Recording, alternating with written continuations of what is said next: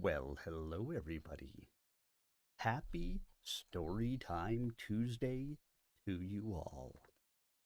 That's right, it's another Tuesday, which means it's another evening of Storytime with your friendly host, Sir Arminius, where I get to sit here on my lazy rump and read books to you, my happy friends, who hopefully enjoy listening to me read you books. Well, last week we started a spell for Chameleon. You know, book right there that you see on the right hand side. Book 1 in the Xanth series by Piers Anthony. For those of you who have never read it before, and it's new to you, we were introduced to our main character, Bink. Bink lives in Xanth. Xanth is a land of magic. Bink has no apparent magic. If Bink, by the age of, I want to say it was 25, does not display a magical talent, he gets booted from Xanth. He doesn't want to get booted from Xanth back to Mundania. Yes, that's what I said. They call our world Mundania. He doesn't want to come back here with us squares. So he has decided to go on a quest to the good magician Humphrey, who will hopefully help him to determine what his magical talent is. The good magician Humphrey requires as payment to answer any question 1 year of service, which is why Bink, at this point, he's 24 and some change, has not decided to go on this quest before because he didn't want to give up a year of his life for something that he may have discovered on his own. So he is now getting close. He has decided it's time. He started on a quest. He ran into some centaurs, got into a fight with one of them. Bingity bangity boongity, got saved from the male centaur by a female centaur who offered to give him a ride, has taken him past several hazards, talked to him about some of the history of Xanth and the waves of humans who came into the land of Xanth and basically raped and pillaged and murdered their way in, and that is essentially the history of humans in Xanth, is raping and pillaging and murdering and all sorts of nefariousness.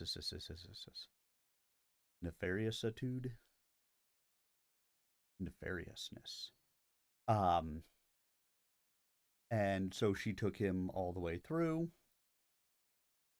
through, a good number of, past some chasms and through a forest that would have lulled him to sleep, past some chasms or some trenches with some nickelpedes in them. Nickelpedes, little bugs, bigger than centipedes, with little pincers that will carve nickel-sized pieces of flesh out of you and out of me. Not good for somebody who wishes to remain whole. And now she has dropped him off to where should be pretty close to the castle of the good magician Humphrey. And that is where we will pick up our story again for this week. So if it's something that you want to be able to follow along in the book is available at any of your local, well, I would say any of your local booksellers, but I don't know how many of them actually stock this book in stock anymore. I'm sure you can order it through any of your local booksellers. or available in paper copies, things like that through Amazon, used books, things like that, or the copy I'm reading is a Kindle copy. You can always get it right through Kindle. That's where I'm reading it through. If you wanted to be able to follow along as I'm reading, if you've missed anything, be able to go back and read it. Or, of course, I am posting these up on my YouTube channel. You can go out to youtube.com/@SirArminius and catch any of the chapters of the book that are already out there and posted. Listen in at your leisure and get caught up to where we are. But if you prefer to be able to read along, I would wholeheartedly say you can support the author by purchasing the book through any of the usual suspect booksellers, or even potentially checking it out from your local library. You want to make sure you give those different venues the support that they need to continue to move forward as well. Which is, I love your support, they need your support as well. So sit back, everybody, relax, and prepare to enjoy as we jump into Piers Anthony's A Spell for Chameleon, the first Xanth novel. We're jumping into Chapter 3 tonight. We'll get through at least Chapter 3, probably at least Chapter 4. We'll see what time it is at that point as to whether we, continue on from there. I'm playing it by ear for how many chapters we get through in the evenings. So, prepare to enjoy, everybody. Remember, this is live on both my Twitch channel, twitch.tv/SirArminius, and my YouTube channel, youtube.com/@SirArminius. You may end up encountering ads on the Twitch channel. The ads, of course, go to help support me and Project New Hope. And the YouTube channel is not quite as big at the moment. Don't believe there's any ads on there.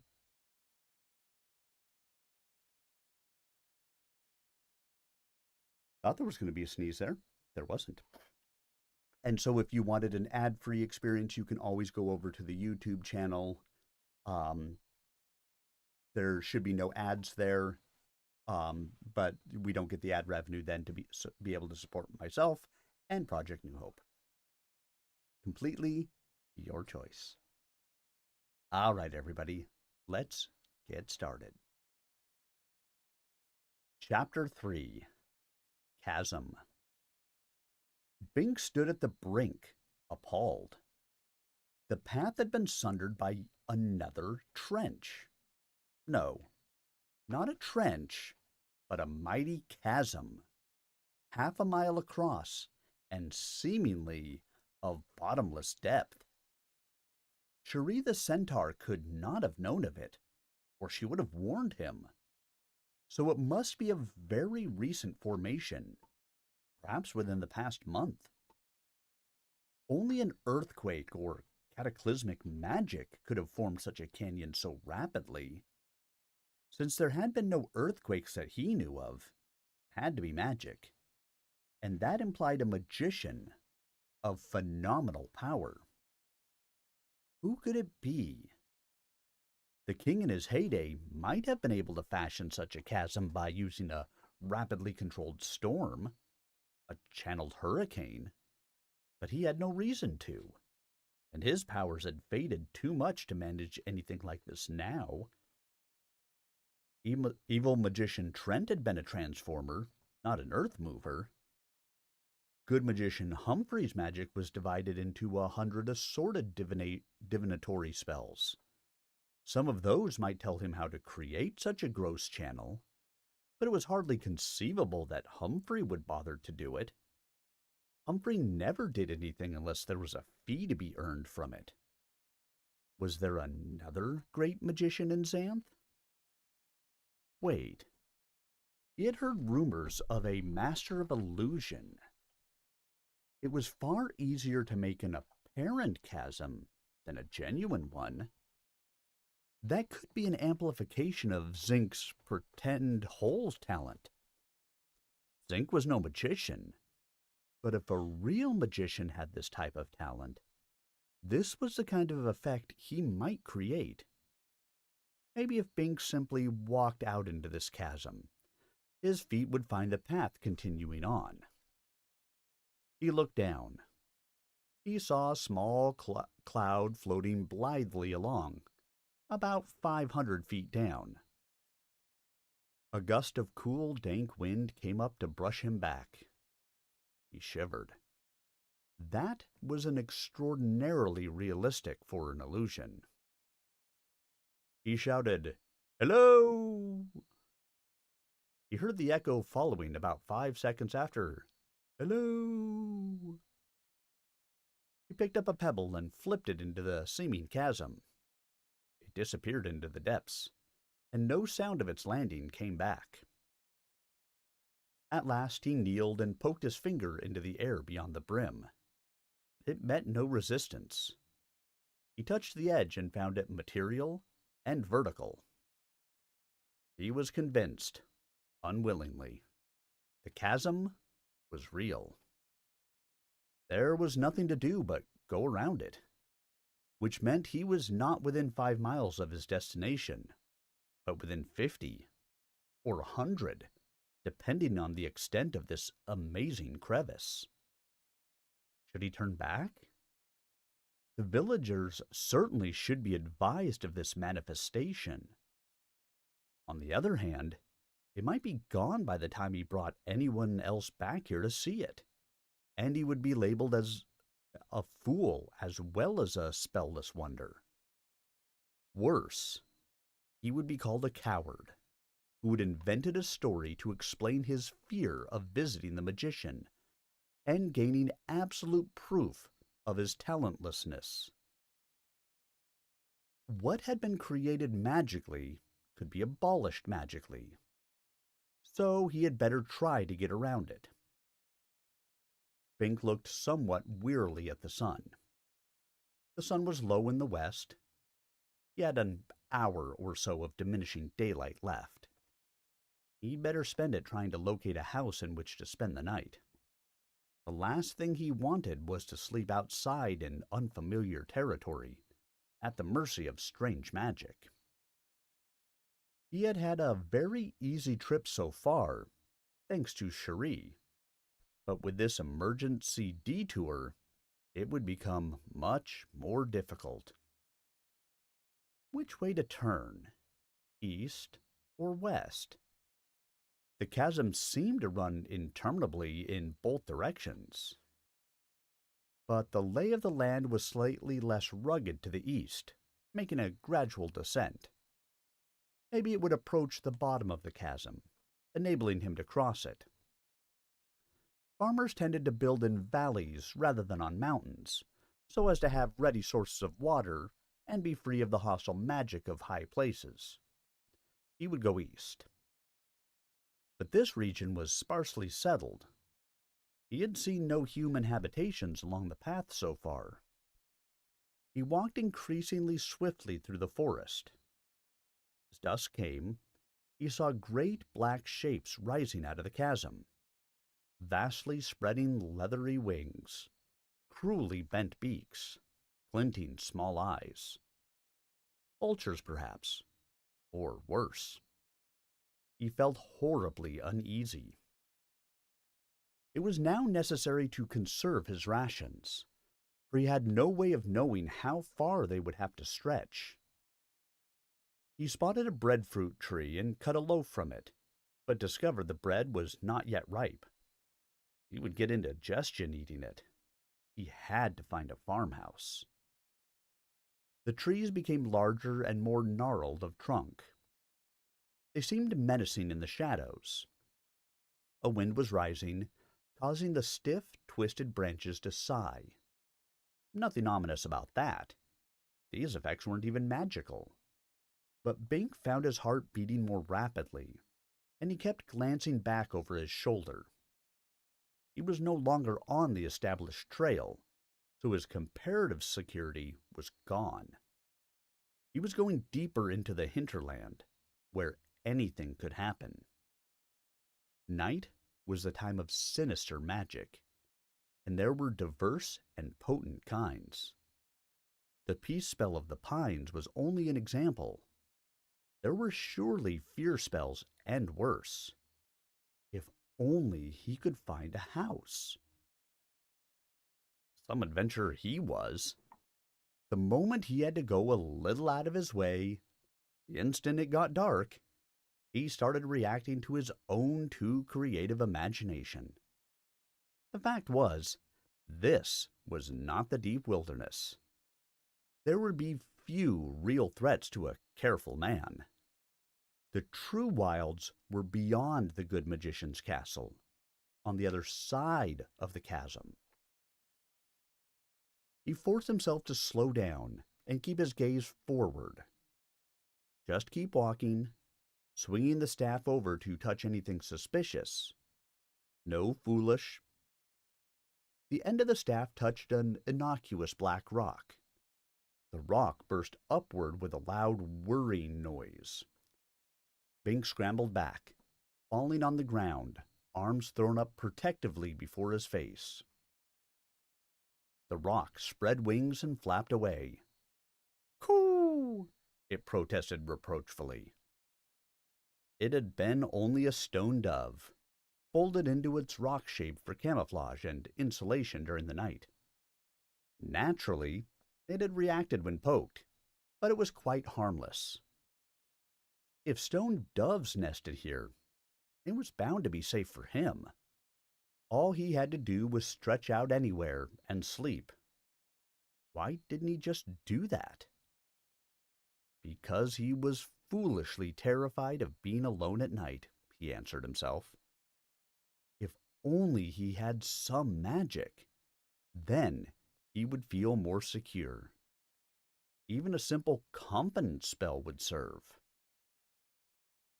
He spied a light ahead. Relief. It was a yellow square, nearly certain indication of human habitation. He was almost tearfully pleased. He was no child, no adolescent, but he might as well be, here in the forest and off the bounds of his map. He needed the comfort of human companionship.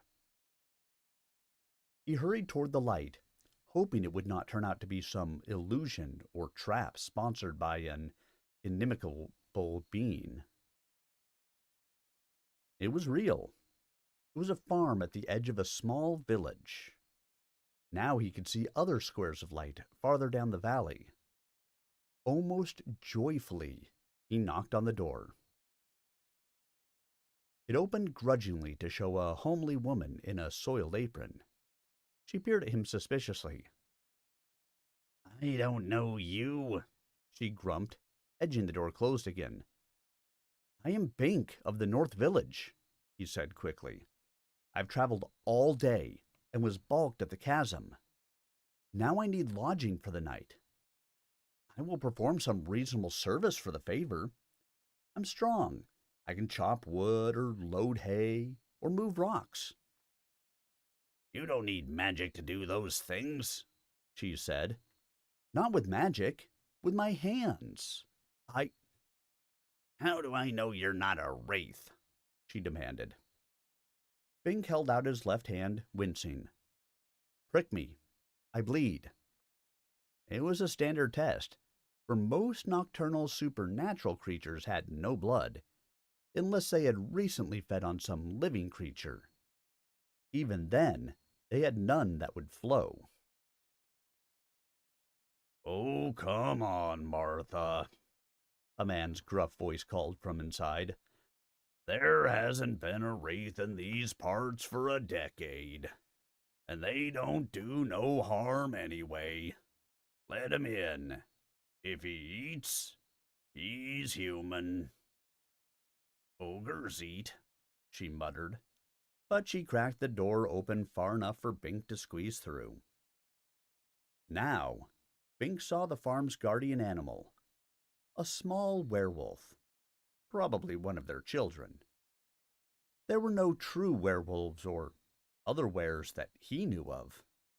All were humans who had developed the talent. Such changelings were increasingly frequent, it seemed. This one had the large head and flattish face typical of the type. A real werewolf would have been indistinguishable from a canine until it changed. Then it would have been a wolfish man. Bing put out his hand as it slunk up to sniff him, then patted it on the head. The creature metamorphosed into a boy about 8 years old. "Did I scare you, huh?" he begged. "Terrified," Bink agreed. The lad turned toward the man. "He's clean, Pa," he announced. "No smell of magic on him." "That's the trouble," Bink murmured. "If I had magic, I wouldn't be traveling. But I meant what I said. I can do good physical work." "No magic?" the man inquired as the woman poured Bink a steaming bowl of stew. The farmer was in his mid-30s, as homely as his wife, but possessed of a few deep smile lines around his mouth and eyes. He was thin, but obviously sturdy. Hard physical labor made for tough men. He flexed purple as he talked, then green, his whole body changing color smoothly. His talent. "How'd you make it all the way from North Village in one day, then?" "Lady Centaur gave me a lift." "A filly? I'll bet she did. Where'd you hang on to when she jumped?" Bink smiled ruefully. "Well, she said she'd drop me in a trench if I did it again," he admitted. "Ha ha ha!" the man brayed. Farmers, being relatively uneducated, tended to have an earthy sense of humor. Bink noticed that the homely wife wasn't laughing, and the boy merely stared uncomprehendingly. Now the farmer got down to business. "Listen, I don't need no labor now that now's about, but I've got a part in a hearing coming up, and I don't want to go. Upsets the missus, you know." Bink nodded, though he did not understand. He saw the wife nod grim agreement. What sort of work was this?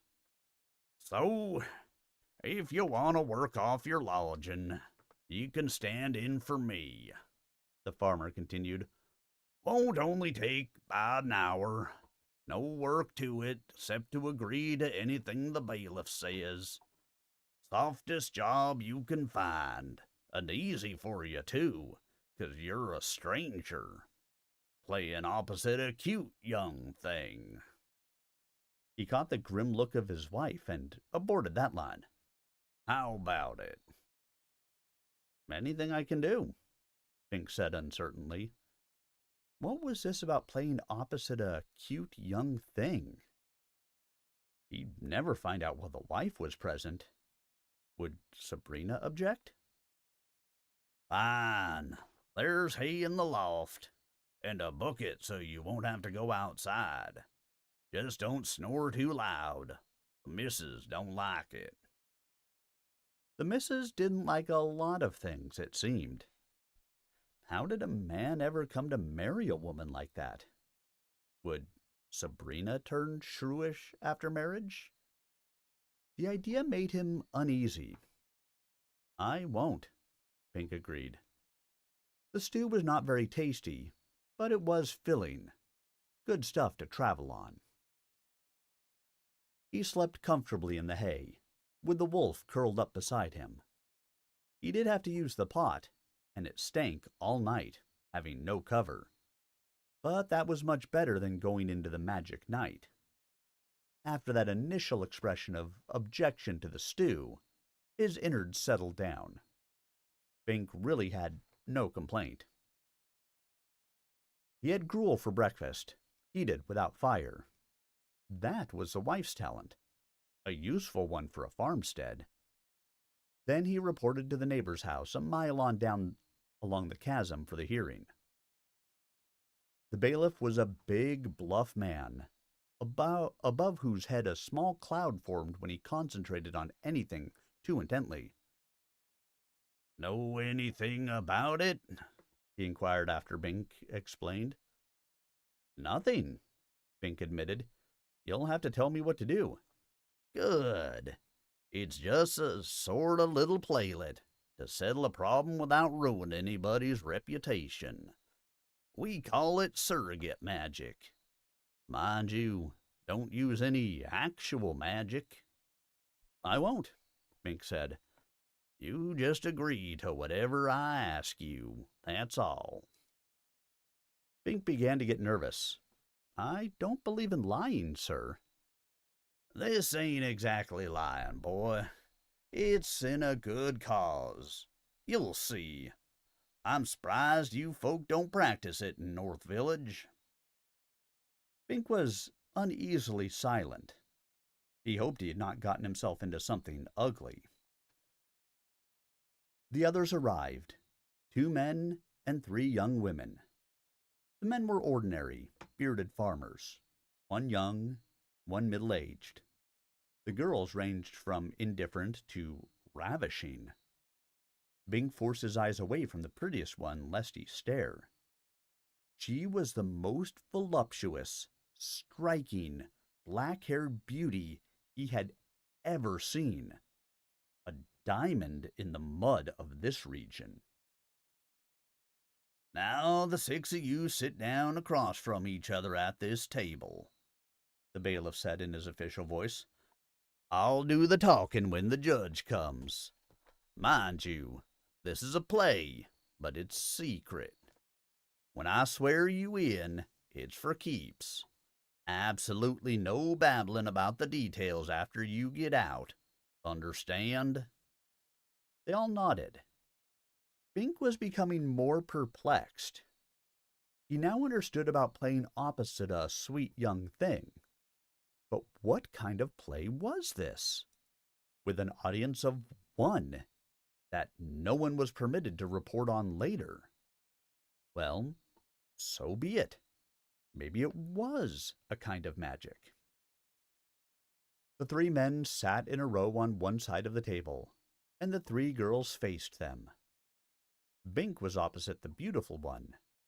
Her knees touched his, for the table was narrow. They were silky smooth, sending a shiver of appreciation up his legs. Remember Sabrina, he told himself. He was not ordinarily swayed by a pretty face, but this was an extraordinary face. It didn't help that she wore a tight sweater. What a figure! The judge entered, a portly man with impressive paunch and sideburns. "All stand," the bailiff said. They all stood respectfully. The judge took a seat at the end of the table, and the bailiff moved to the far side. They all sat down. "Do you 3 ladies swear to tell no truth other than that presented in this hearing, any time, anywhere, and to shut up about that?" the bailiff demanded. "We do," the girls chorused. "And do you 3 louts swear the same?" "We do," Bink said with the others. If he was supposed to lie here, but never to talk about it outside, did that mean it wasn't really a lie? The bailiff knew what was true and what was false, presumably, so in effect... "Now, this is a hearing for an alleged rape," the bailiff announced. Bink, shocked, tried to conceal his dismay. Were they supposed to act out a rape? "Among these present," the bailiff continued, "is the girl who says she was raped, and the man she charges. He says it happened, but it was voluntary. That right, man?" Bink nodded vigorously along with the others. Brother, he would rather have chopped wood for his night's lodging. Here he was, possibly lying about a rape he never committed.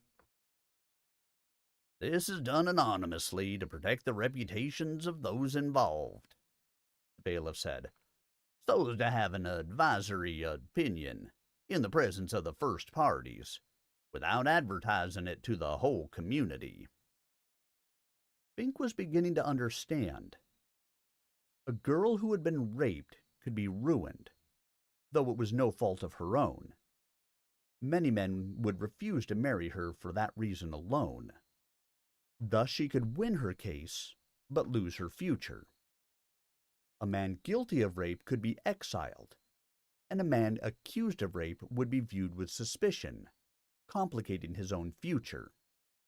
It was almost, he thought grimly, as serious a crime as having no magic. Getting at the truth could be a very delicate matter, not something either party would want to advertise in a public trial. Win or lose, reputations would suffer grievously.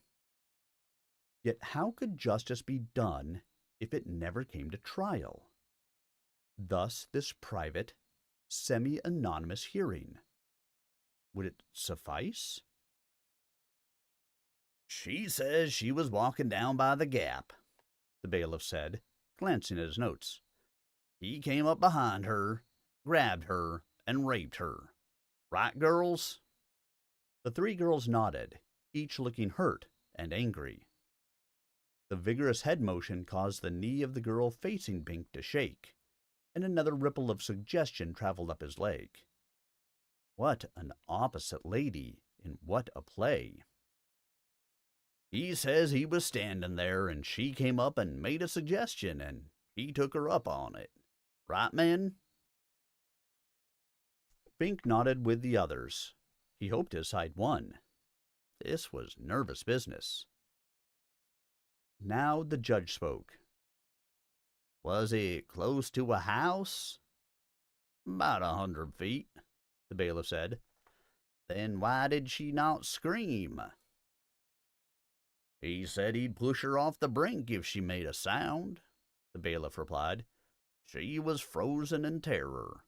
Right, girls?" They nodded, and each looked momentarily terrified. Bink wondered which of the three had actually been raped. Then he corrected his thought hastily. Which one had made the accusation? He hoped it wasn't the one opposite him. "Were the two known to each other prior to the occasion?" "Yes, Your Honor." "Then I presume she would have fled him at the outset had she disliked him, and that he would not have forced her if she trusted him. In a small community like this, people get to know each other very well, and there are few actual surprises.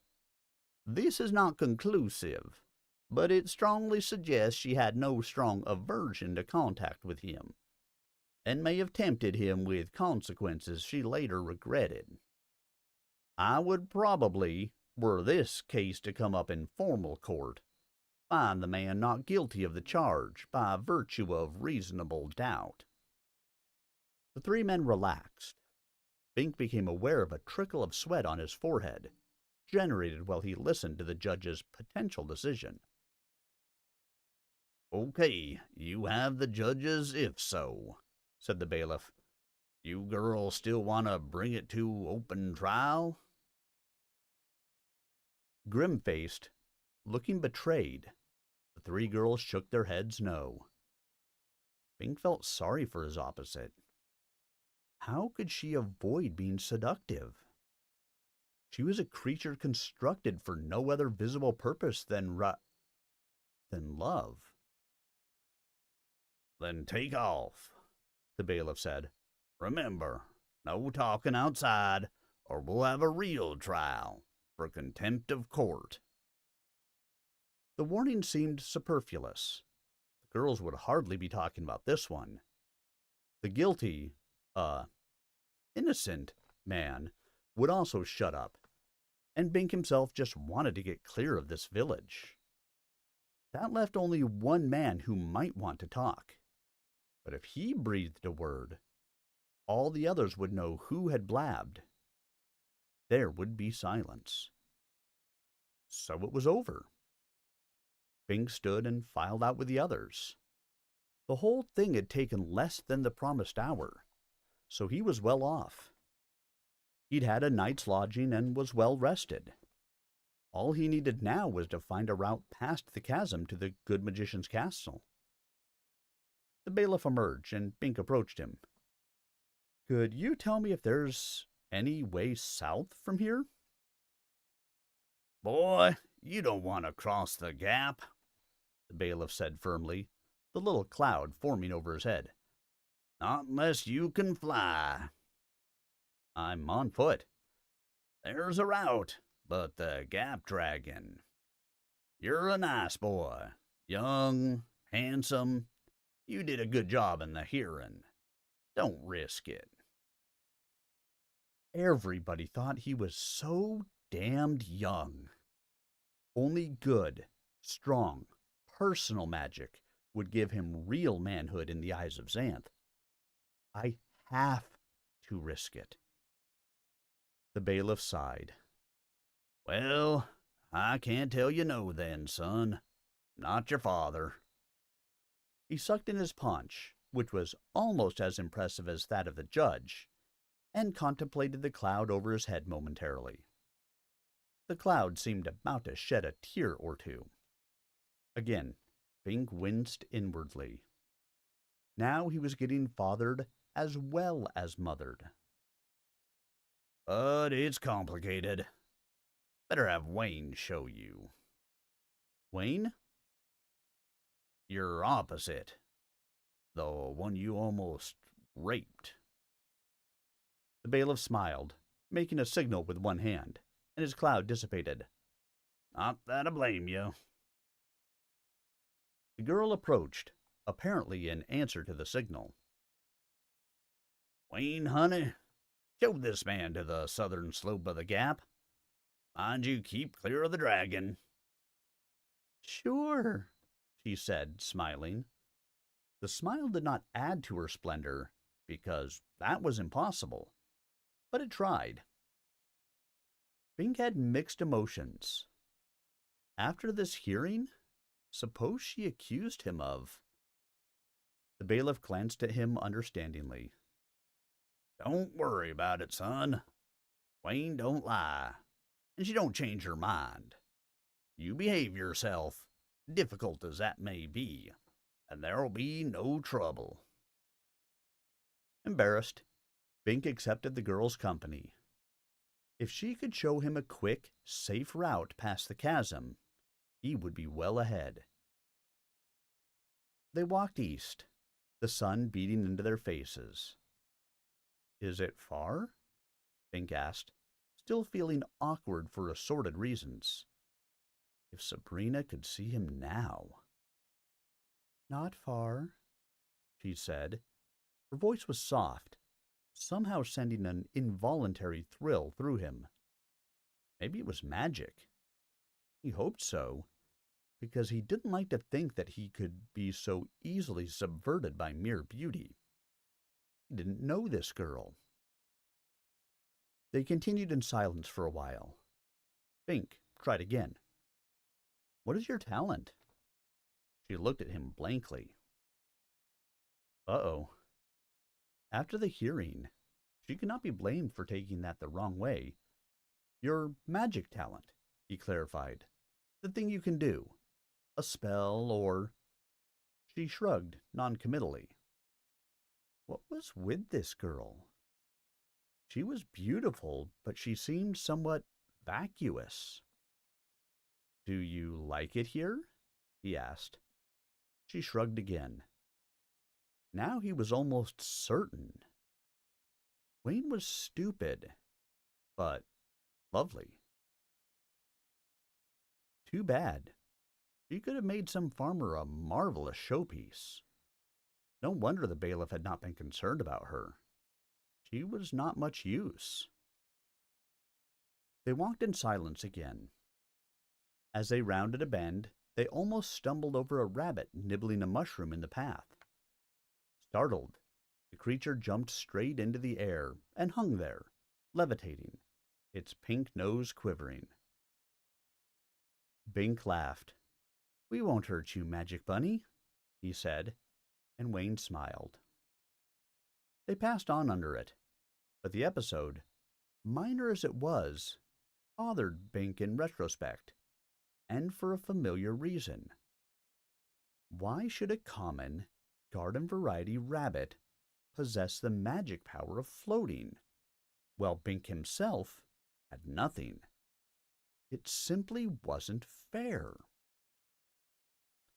Now he heard the strains of a lovely melody, seeming to punctuate his thoughts. He looked about and saw a lyre bird playing its strings.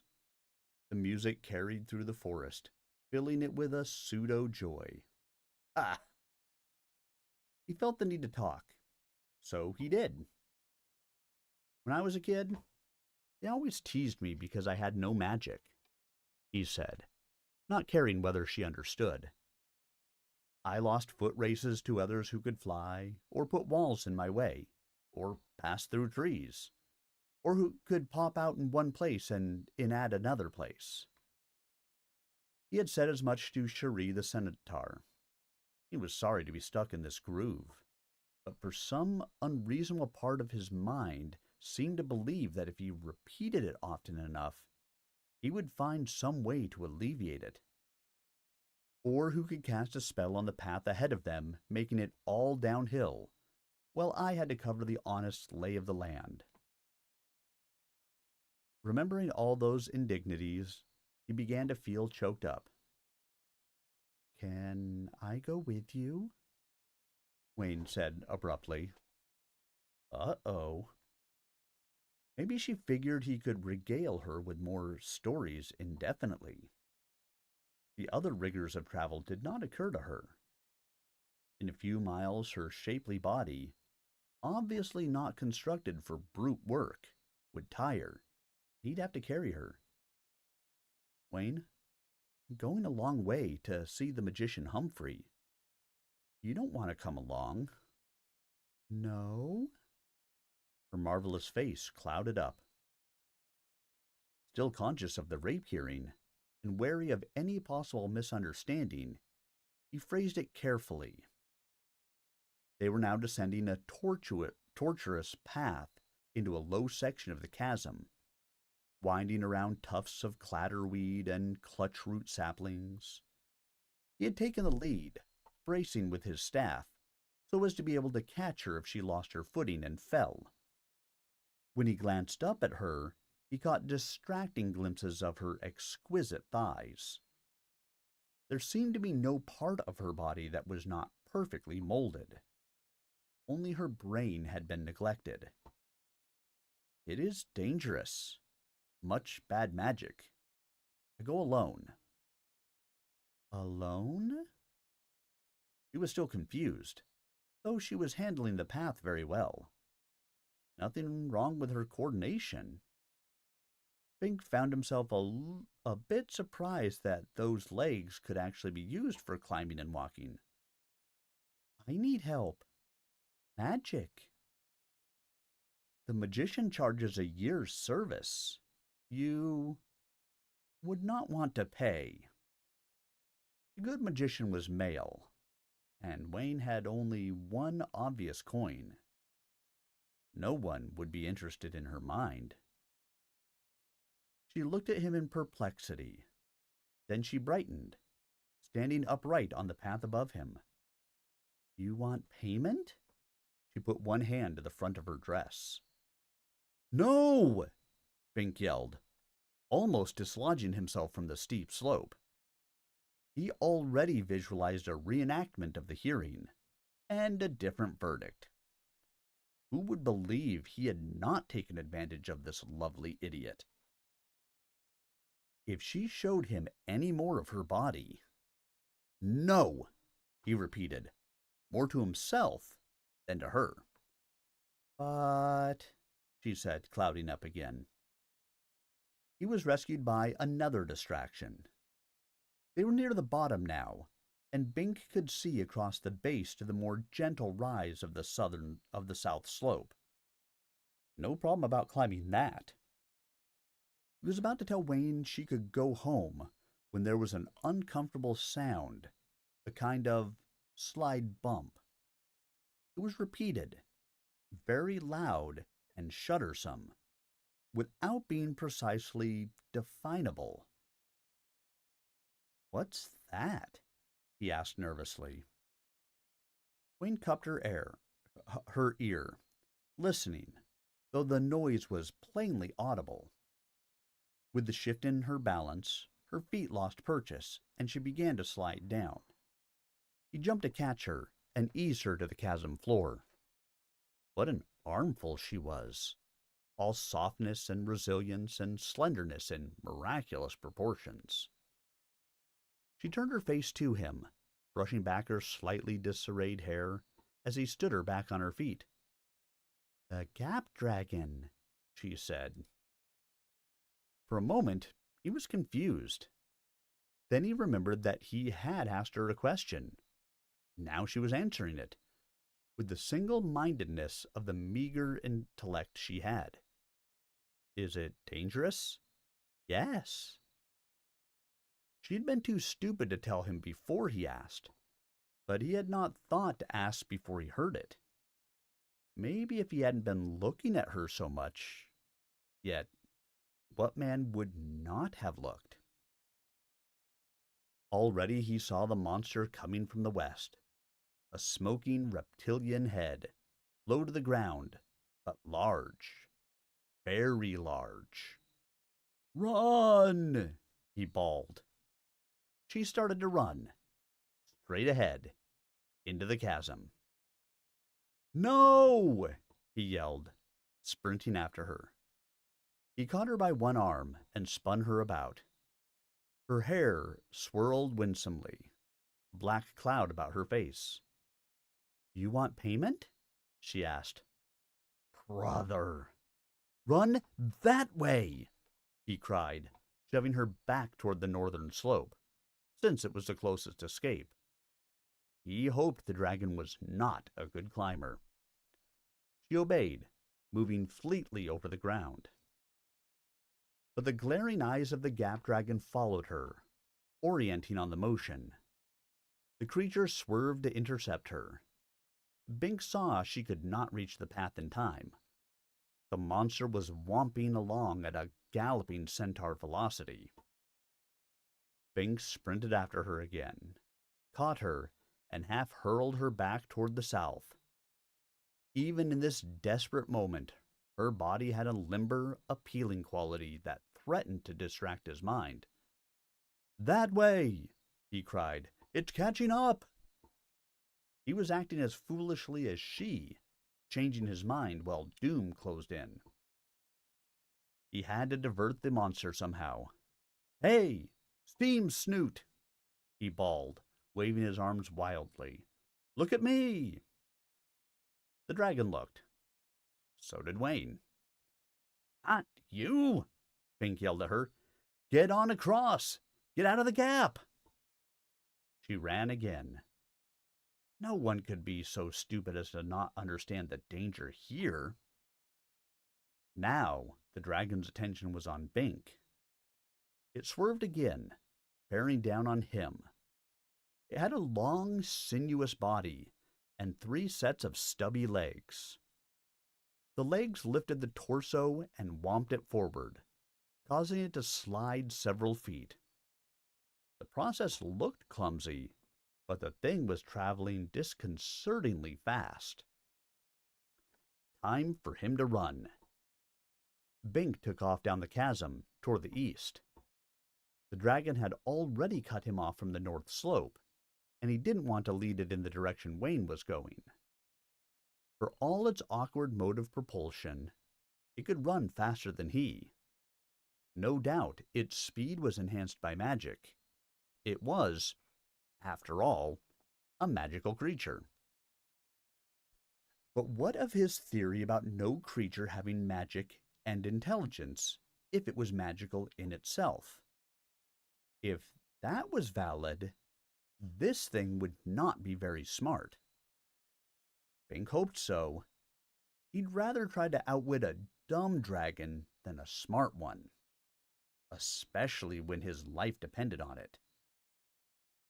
So he ran, but already he knew this course was hopeless. This was the dragon's hunting ground, the factor that stopped people from crossing the chasm on foot. He should have known that a magically constructed chasm would not be left unattended. Someone or something did not want people crossing freely from North Xanth to South Xanth, especially non-magical people like him. Bink was puffing now, out of breath, and a pain was developing in his side. He had underestimated the speed of the dragon. It was not a little faster than he was. It was substantially faster. The huge head snapped forward, and steam gushed around him. Bink inhaled the stuff. It wasn't as hot as he had feared, and it smelled faintly of burning wood, but it was still uncomfortable. He choked, gasped, tripped on a stone, and fell flat. His staff flew out of his hands. That fatal moment of distraction. The dragon whomped right over him, unable to stop so rapidly. It was so long and low that it couldn't fall. The metallic body shot past, inertia carrying the head beyond range. If magic enhanced the thing's speed, then there was no magic to help it break, for what that small blessing was worth. Bink's breath was momentarily knocked out of him by the fall. He was already desperately short of air. He gasped for more, unable to concentrate on anything else at the moment, not even on escape. While he lay, effectively paralyzed, the middle set of legs came down, right at him. They came together as though yoked, ready to heave the huge body up and forward again. Couldn't even roll aside in time. He would be crushed. But the massive claws of the right foot landed squarely on the rock that had tripped him. It was a big rock, bigger than it looked, and he had fallen on the lower side after stumbling on its built-up upper side. He was sprawled in a kind of erosion gully. The three claws were splayed by the rock, so that one missed him to the left, another to the right, and the middle one arched right over him, hardly touching the ground. Perhaps a ton of dragon weight on that one foot, none of it touching him. A lucky placement that could never have happened by design. Now he had some of his breath back, and the foot was gone, already lifted by the next whoomp. Had Bink been able to roll aside, he would have been caught squarely by one of the claws and squished. But one freak break did not mean he was out of trouble. The dragon was curling around to find him again, steaming back along its own long torso. It was marvelously supple, able to bend in a tight U-turn. Bink would have admired this quality more from a safe distance. Snake-like, the monster could convolute into knots if it had to, reaching him wherever he tried to hide. No wonder it whomped. It had no rigid backbone. Knowing it was futile, Bink still found himself trying to escape. He dashed under the tree trunk thick tail. The head followed him, the nostrils pursuing his scent as accurately as the eyes traced his motion. Bink reversed course and leaped up over the tail, scrambling for handholds on the scales. He was in luck. Some dragons had scales with serrated edges that sliced the flesh of anything that touched them. This one's scales were innocuously rounded. It was probably a survival trait in a chasm like this, though Bink wasn't sure why. Did sharp scales tend to snag on things, slowing the velocity of a low-to-the-ground monster? He tumbled over the tail, and the dragon's head followed smoothly. No steam now. Maybe the monster didn't want to heat up its own flesh. It was already savoring its conquest and repast, playing cat and mouse with him. Though he'd never seen a werecat do that. Possibly real cats did play that way, though there weren't many of those, or mice, around these days, for some reason. But he was letting his mind run away with his attention again, and he couldn't afford it. Could he lead the dragon's head in such a merry chase around its own body that it actually did tie itself in a knot? He doubted it, but might have to give it a try anyway. It was better than just getting swallowed. He was back at the rock he had stumbled over. Now its position was changed. The moving weight of the dragon had dislodged it. There was a crack in the ground where it had been, a deep, dark hole. Bink didn't like holes in the ground. No telling what might lurk in there. Nickelpedes, sting lice, hoopworms, leper mud. Ugh! But he had no chance at all here amid the coils of the gap dragon. He jumped, feet first, into the hole.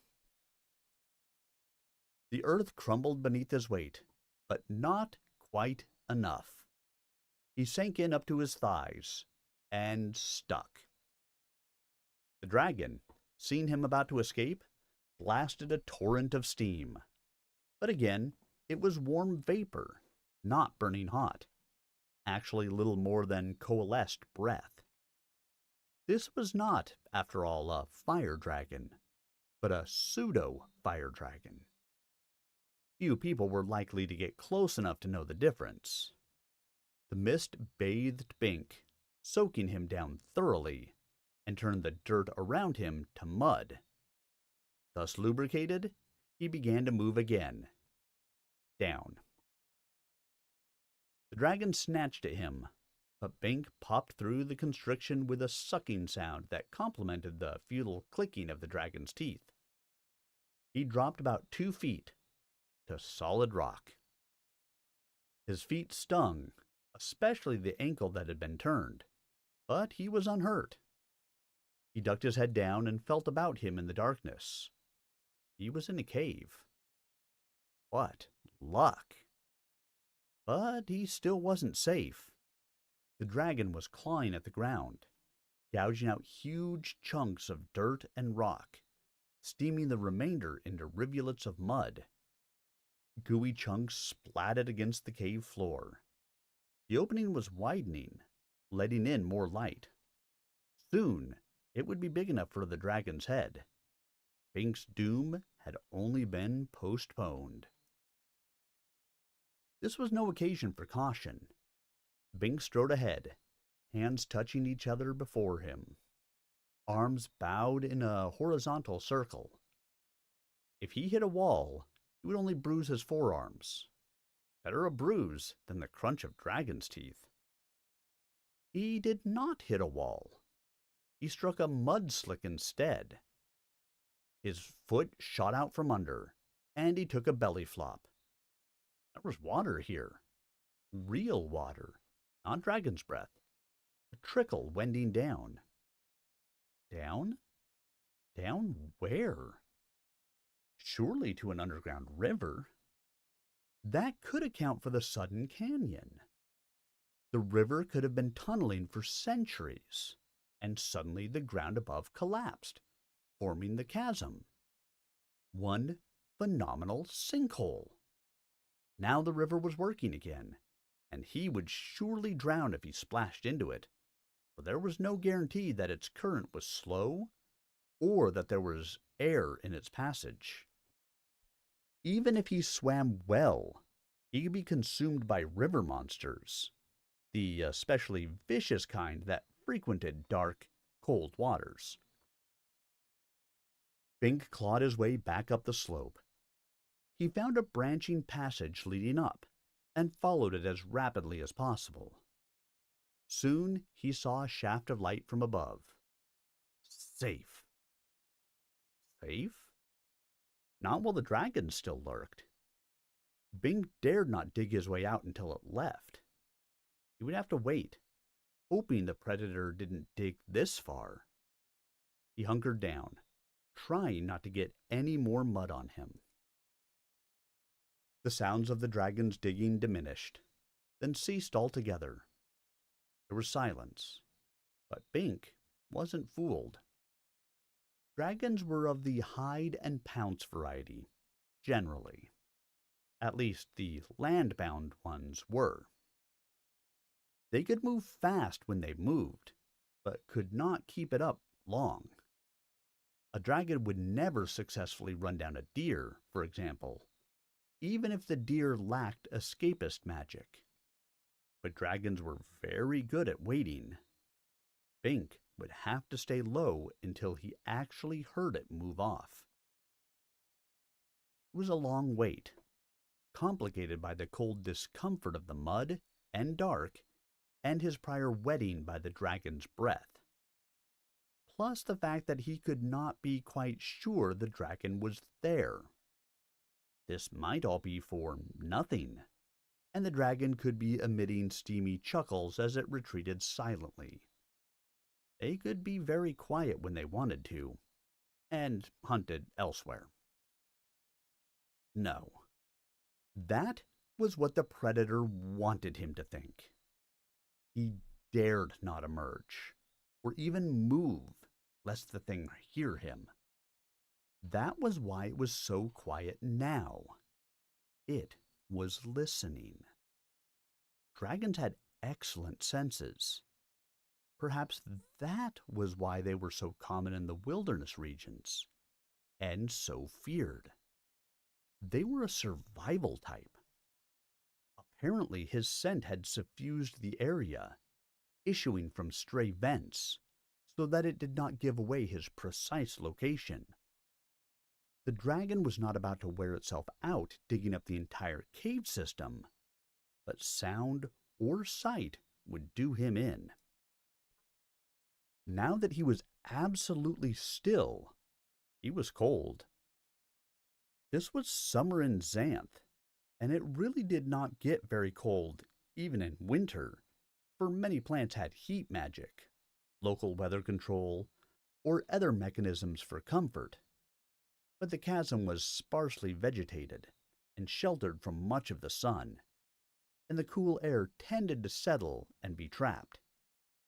It had taken a while for the heat of his exertions to dissipate, but now he was shivering. He could not afford to shiver too violently. His legs and feet hurt, becoming cramped.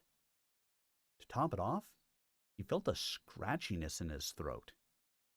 He was coming down with a cold. This present discomfort would hardly help him to throw that off. He could not go to the village doctor for a medicinal spell. He tried to distract himself by thinking of other things, but he did not care to rehearse yet again the assorted indignities of his bitter childhood, or the frustration of having but not being able to hold a lovely girl like Sabrina because of his lack of magic. The notion of lovely girls reminded him of Wayne. He would not be human if he didn't react to her fantastic face and body. But she was so abysmally stupid. And anyway, he was engaged already, so he had no business thinking of her. His efforts at self-distraction came to nothing. It was better to suffer in mental silence. Then he became aware of something more insidious.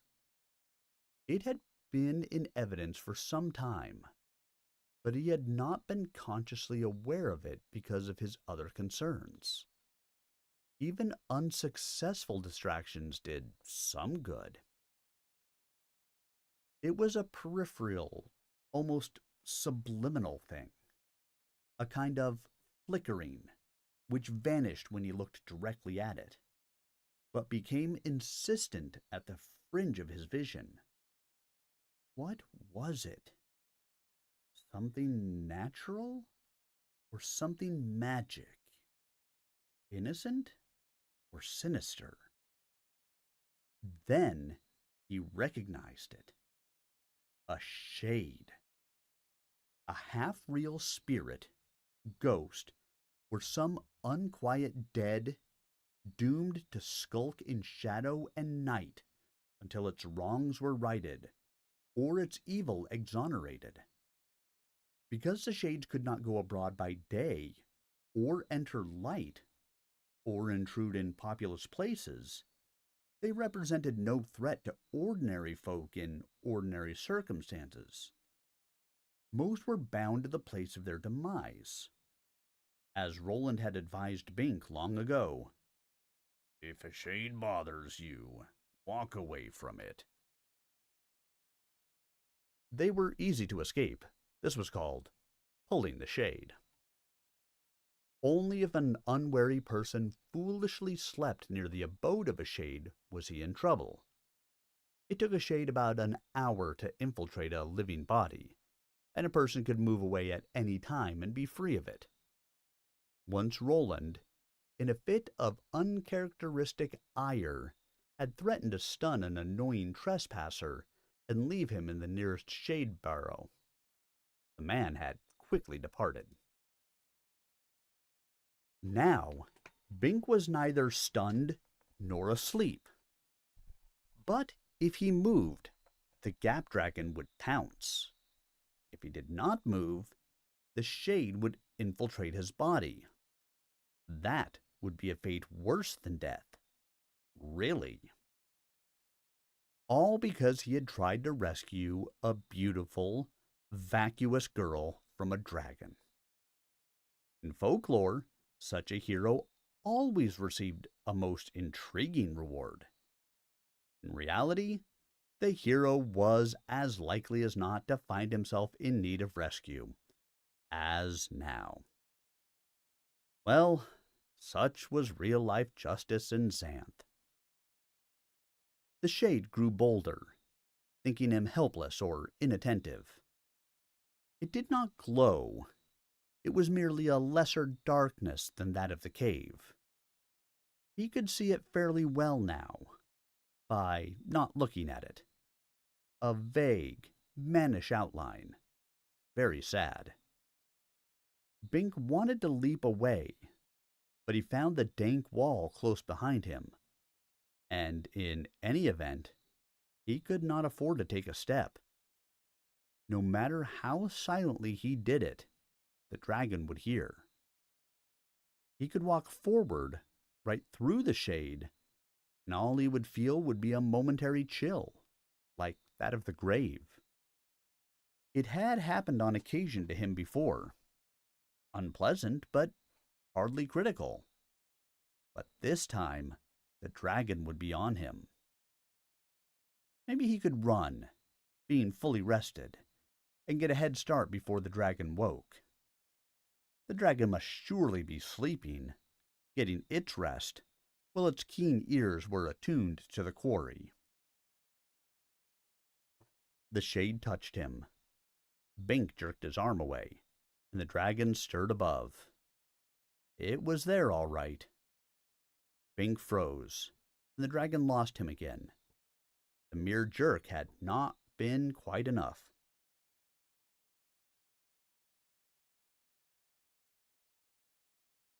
The dragon circled, trying to sniff him out. Its huge nose passed over the upper crack. Steam jetted down. The shade retreated in alarm. Then the dragon settled in place, giving up the chase for the moment. It knew its prey would give itself away sooner or later. When it came to waiting, the dragon was much better equipped than the human. One more reptilian twitch, and the end of the tail dropped through the crack, dangling almost to the floor. In order to escape, Bink would have to brush past it. Now what were his chances? Suddenly, Bink had an idea.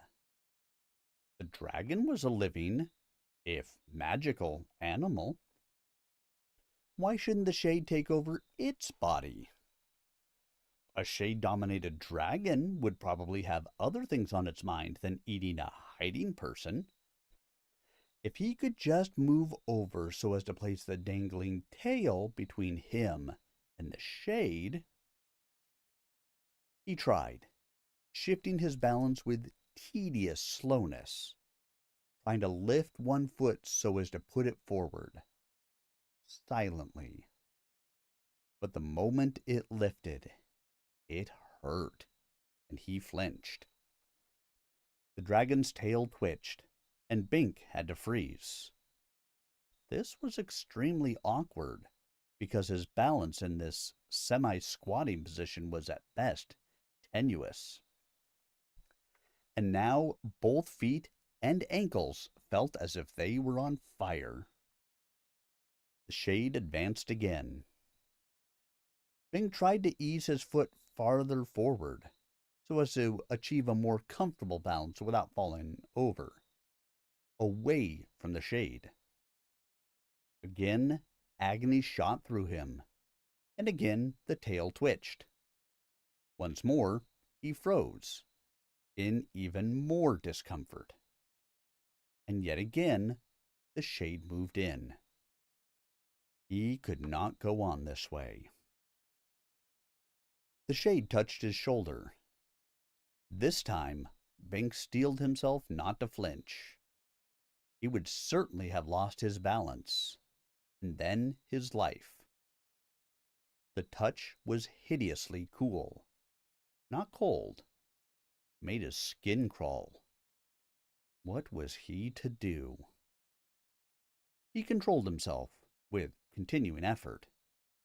It would take an hour or so for the shade to take over his body. He could break the spell at any time before it was complete. The dragon would gobble him down in seconds. Appalling as the notion was, the shade was the better risk. At least it was slow. Maybe in half an hour the dragon would have gone away. Maybe the moon would fall out of the sky and squish the dragon under green cheese, too. Why wish for the impossible? If the dragon did not go, then what?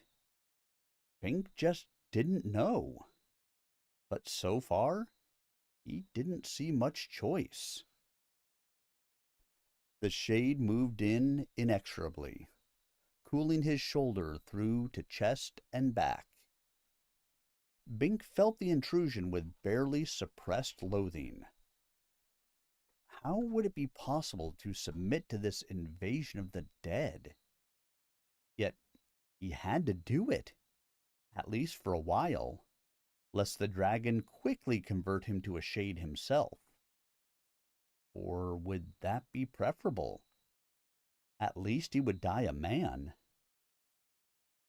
The ghastly cool essence impinged slowly on his head. Now Bink was terrified, yet frozen. He could not lean his head away any farther. The horror crept through, and he felt himself sinking, slipping, being blotted up by, and then he was eerily calm. Peace, the shade said in his mind. The peace of the pine forest, where the sleepers never woke? Bink could not protest aloud because of the dragon's ears, but he gathered himself for a final effort to leap away from this dread possession. He would crash past the dragon's tail before the monster could react, and take his chance with the subterranean river. No, friend, I can help you, the shade cried, louder, but still silently. Somehow, insidiously, Bink began to believe. The spirit actually seemed sincere. Perhaps it was just in contrast to the alternatives: consumption by dragon or drowning in the river. Fair exchange, the shade persisted, Permit me for 1 hour. I will save your life, then dissipate. My onus abated. It had the ring of conviction. Bink faced death anyway. If the shade could somehow save him, it would certainly be worth an hour of possession. It was true that shades dissipated once their burden was lifted. But not all shades were honest. The criminal ones sometimes were recalcitrant, choosing not to atone for their crimes in life. Instead, they added to them in death, under cover of the new identity, ruining the reputation of the unlucky person they controlled. After all, the shade had little to lose. He was already dead. Absolution would merely consign him to oblivion, or to his place in the infernal regions, depending on his faith. Small wonder some chose never to die completely. My wife, my child, the shade pleaded. They go hungry. They sorrow, ignorant of my status. I must tell them where the silver tree grows that I died to locate. The silver tree. Bing had heard of the like. A tree with leaves of pure silver, incredibly valuable, for silver was a magic metal. It tended to repel evil magic, and armor made from it resisted magic weapons. And, of course, it could even be used as money. No, it is for my family, the shade cried, that they may never again dwell in poverty.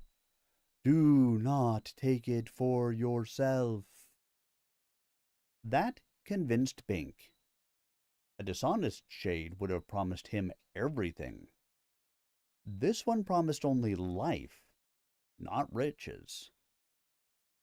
Agreed, Bink thought, hoping he was not making a dreadful mistake. Trust unwisely given. Wait until merging is complete, the shade said gratefully. I cannot help you until I become you. Bink hoped it was no deception. But what, really, did he have to lose? And what did the shade have to gain by a lie? If it did not save Bink, it would only share the sensation of being eaten by the dragon. Then they would both be shades, and Bink would be an angry one. He wondered what one shade could do to another.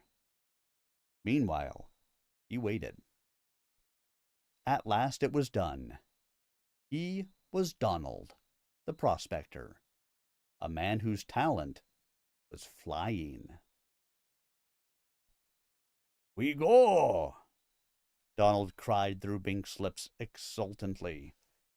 He put his arms up as if diving, and rose straight up through the crack in the ceiling, with such power that the edges of rock and dirt were flung aside. The sheer brightness of day blinded them as they emerged. The Gap Dragon took a moment to orient on this strange occurrence, then pounced. But Donald made another effort and shot up so swiftly that the huge teeth snapped on air. He kicked the monster on the snout, hard. Ha, Gap-Tooth, he yelled. chew on this! And he stomped on the tender portion of the dragon's nose. The jaws gaped open, and a cloud of steam shot out. But Donald was already zooming out of reach. The dragon had no chance to catch them before they were too high. Up, up they sailed, straight out of the canyon, above the trees and slopes. There was no effort other than mental, for this was magic flight. They leveled off, proceeding north across Xanth. In delayed reaction, Bink realized that he had a magic talent. By proxy, certainly, but for the first time in his life, he was experiencing what every other citizen of Xanth experienced. He was performing. Now he knew how it felt. It felt wonderful. The sun bore down from almost straight overhead, for it was now midday. They were up amid the clouds. Bink felt discomfort in his ears, but an automatic reaction by his other self popped them, making the pain abate before it intensified. He didn't know why flying should hurt his ears. Maybe it was because there wasn't enough to hear up here. For the first time, too, he saw the full upper contours of the clouds. From beneath, they were generally flat, but from above, they were elegantly, if randomly, sculptured. What seemed like little puffballs from the ground were big masses of fog in person. Donald flew through them with equanimity, but Bink didn't like the loss of vision. He was nervous about banging into something. "Why so high?" he inquired. "I can hardly see the ground." This was an exaggeration.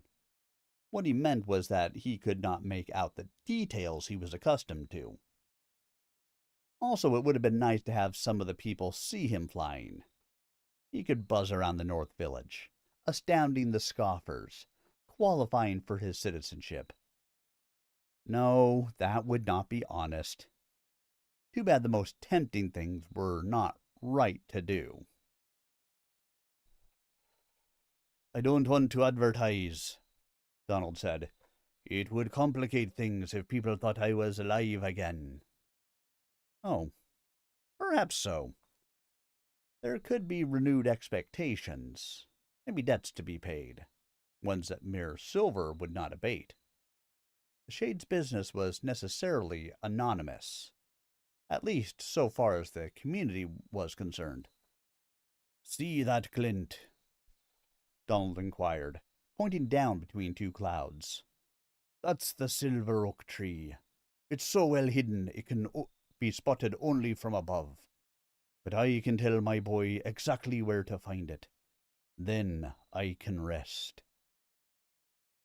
"I wish you could tell me where to find a magic talent," Bink said wistfully. "You don't have one. Every citizen of Xanth has magic." "That's why I'm not a citizen," Bink said glumly. They both spoke through the same mouth. "I'm going to the good magician. If he can't help me, I'll be exiled." "I know the feeling. I spent 2 years exiled in that cave." "What happened to you?" "I was flying home after discovering the silver tree, and a storm came up. I was so excited by the thought of riches that I couldn't wait. I risked the trip in high winds and got blown into the gap. The impact was so great I landed in that cave, but I was already dead." "I didn't see any bones." "You didn't see any hole in the ground either. The dirt filled in over me, and then my body got washed away by the river." "But don't you know anything? It's the place of death that anchors the Shade, not the place of the corpse." "Oh, sorry." "I hung on, though I knew it was hopeless. Then you came." Donald paused. "Look, you've done me such a favor. I'll share the silver with you. There's enough on that tree for both my family and you. Only promise not to tell anyone else where it is." Bink was tempted, but a moment's reflection changed his mind. "I need magic, not silver. Without magic, I'll be exiled from Xanth, so I won't be able to share the silver.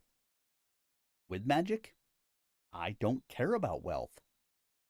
So if you want to share it with the tree. Don't take all its leaves, but just a few at a time.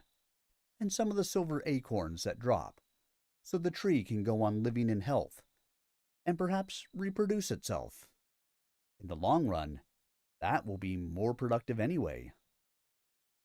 It was a fortunate day for me when you dropped into my cave, Donald said. He banked into a curve, going down. Bink's ears popped again as they descended.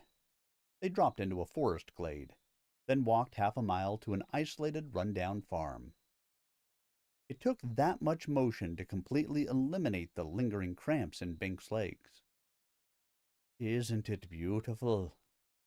Donald inquired. Bink looked at the rickety wooden fence and sagging roof. A few chickens scratched among the weeds. But to a man who had love invested here, love enough to sustain him 2 years after violent death, it must be the fairest of ranches. He said. "I know it isn't much, but after that cave, it is like heaven itself," Donald continued. "My wife and boy have magic, of course, but it isn't enough. She cures feather fade in chickens, and he makes little dust devils. She brings in barely enough to feed them, but she's a good wife, and lovely beyond belief." Now they entered the yard. A 7-year-old boy looked up from the pictures he was making in the dirt. He reminded Bink briefly of the werewolf boy he had left. Was it only 6 hours ago? But that impression was destroyed when this boy opened his mouth. "Go away!" he yelled. "Better I don't tell him," Donald said slowly, a bit taken aback. 2 years. That's a long time for that age. He doesn't recognize his body, but see how he's grown." They knocked on the door. A woman answered, plain, in a dingy dress, her hair swept back under a soiled kerchief. In her heyday, she might have been ordinary. Now, hard work had made her old before her time. "He hasn't changed a bit," Donald thought admiringly. Then aloud, "Sally!" The woman stared at him with uncomprehending hostility. "Sally, don't you know me? I'm back from the dead to wrap up my affairs." "Done!" she exclaimed, her pale eyes lighting at last. Then Bink's arms enfolded her, and his lips kissed hers. He saw her through Donald's overwhelming emotion, and she was good and lovely beyond belief. Donald drew back, staring into the splendor of her love as he spoke. "Mark this, darling. 13 miles north-northeast of the small mill pond, beside a sharp eastward ridge, there is a silver tree. Go harvest it, a few leaves at a time, so as not to damage it. Market the metal as far away as you can, or get a friend to do it for you. Tell no one the source of your wealth. Remarry.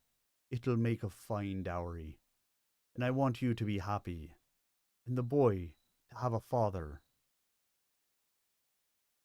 "Done," she repeated, tears of grief and joy in her eyes. "I don't care about silver, now that you're back." "I'm not back. I'm dead, returning only as a shade to tell you of the tree. Take it, use it, for my struggle has been for nothing. Promise." "But—" she started, then saw the look on his face. "All right, Don, I promise. But I'll never love any other man. My onus is abated. My deed is done," Donald said. "One more time, beloved." He bent to kiss her again, and dissipated. Bink found himself kissing another man's wife.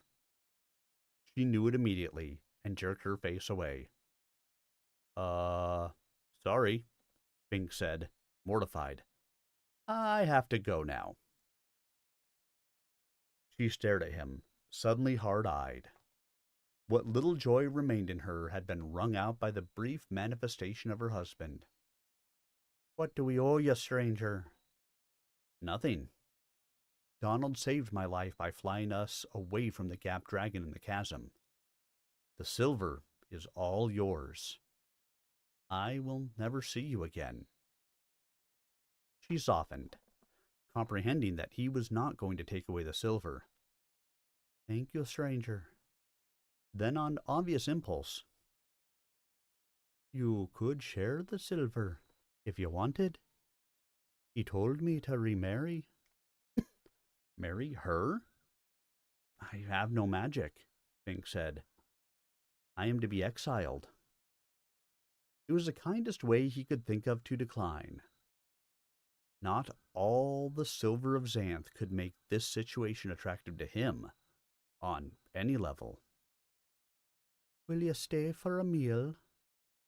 He was hungry, but not that hungry. I must be on my way.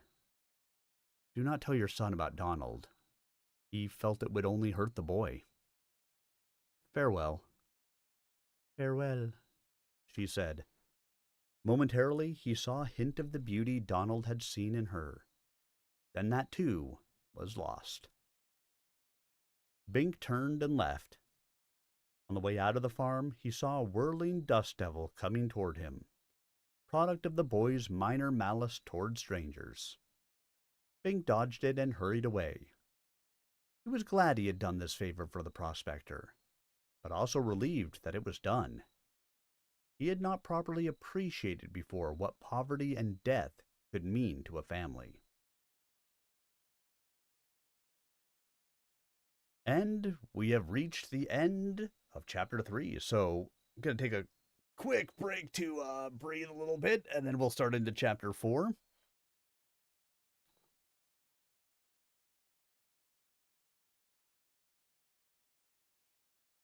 So I think we started to see some of kind of the dated notions and things like that here in Chapter 3, for those of you guys who were here for it. Hearing a little bit about the rape trial. Bink, who couldn't think because a woman's beauty was everything, but she was too dumb for anything else, and some of that stuff, which are notions that are not they're just not right. just not right. And so definitely seen some of that in this stuff. But you figure, I mean, this book came out when? Hold on, let's see. We're going to be starting into Chapter 4. When did this book come out? 1977, this was copywritten. So, I mean, we're talking, 47 years ago that this book was copywritten. So definitely another time and place that this book was written in, by another generation of people. So take it for what it's worth in there. We will read it unabridged as we go through, but understand that some of the notions are not exactly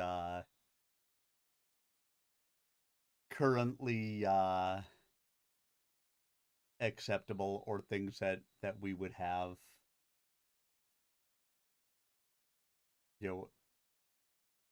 in our desires today. It is what it is. We have to take things for what they are and how they were written and all that fun jazz as we go forward. But we're 23% of the way into the book. We're on page 96. Chapter 5 will take us up to page 124, so we'll probably get through one more chapter this evening. We're about an hour and a half in. That'll take us, if it's about the same, to about 3 hours in, which is probably a good spot of reading for the evening. Hope you guys are enjoying A Spell for Chameleon so far. Stand up and stretch for a minute. Yes, I did stand up there. I know you guys couldn't necessarily see it. The camera panned up with me, so you guys couldn't necessarily see me moving. You gotta love it. I love my gimbal camera that moves with me. Yay! Gimbal camera. And then, of course, the fact that my program that's supposed to catch the green screen stuff doesn't always do the best job of it in the background.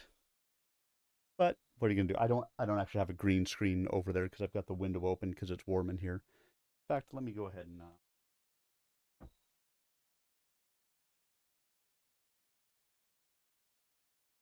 drop the green screen, and then maybe that will help to prevent some of that a little bit.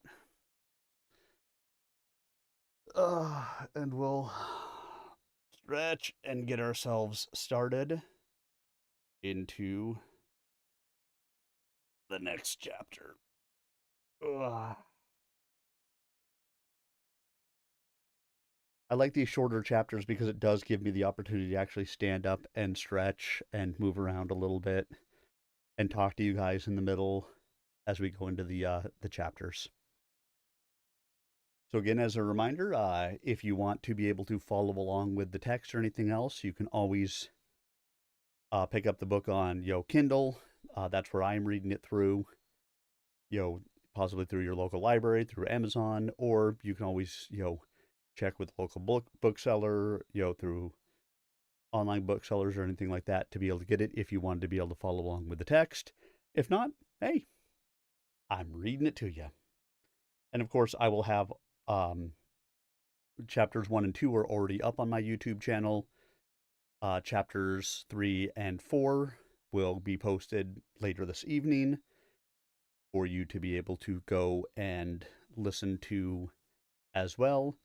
And this is being streamed on both my Twitch channel and my YouTube channel actively at this very moment.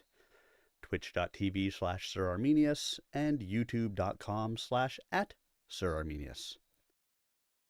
All right, everyone, let's go ahead and start into the next chapter.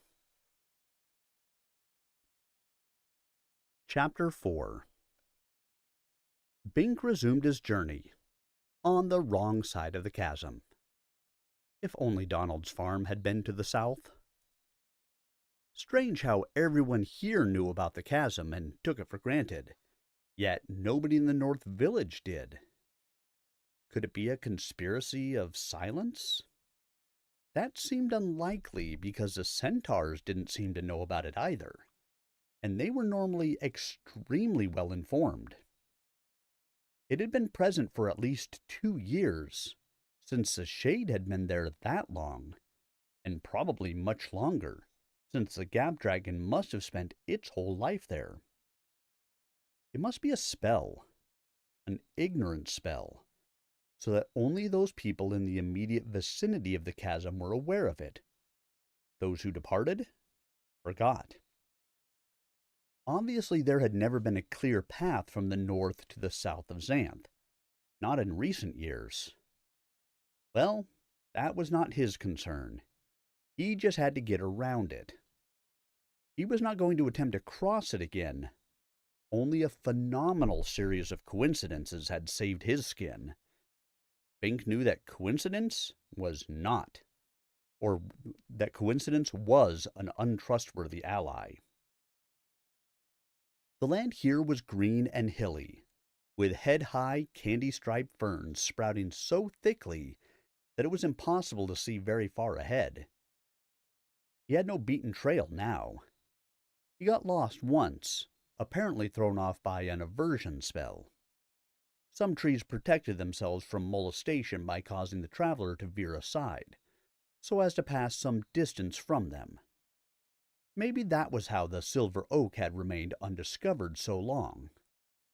If someone got into a patch of such trees, he could be bounced far afield, or even routed in a perpetual circle. It could be difficult indeed to break out of that sort of trap, because it was not at all obvious. The traveler thought he was going where he wanted to go. Another time he encountered a very fine path going right his way. So fine that natural caution made him avoid it. There were a number of wilderness cannibal plants that made access very attractive, right up until the moment their traps sprung. Thus, it was 3 days before he made significant progress. But he remained in good form, apart from his cold. He found a few nosegays that helped clear his nose, and a pillbox bush with headache pills. At irregular intervals there were color fruit trees, bearing greens, yellows, oranges, and blues. He had fair luck finding lodging each night, for he was obviously a fairly harmless type, but he also had to spend some hours in labor, earning his board.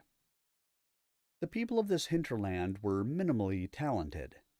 Their magic was of the spot-on-the-wall variety, so they lived basically mundane lives, and always needed chores done.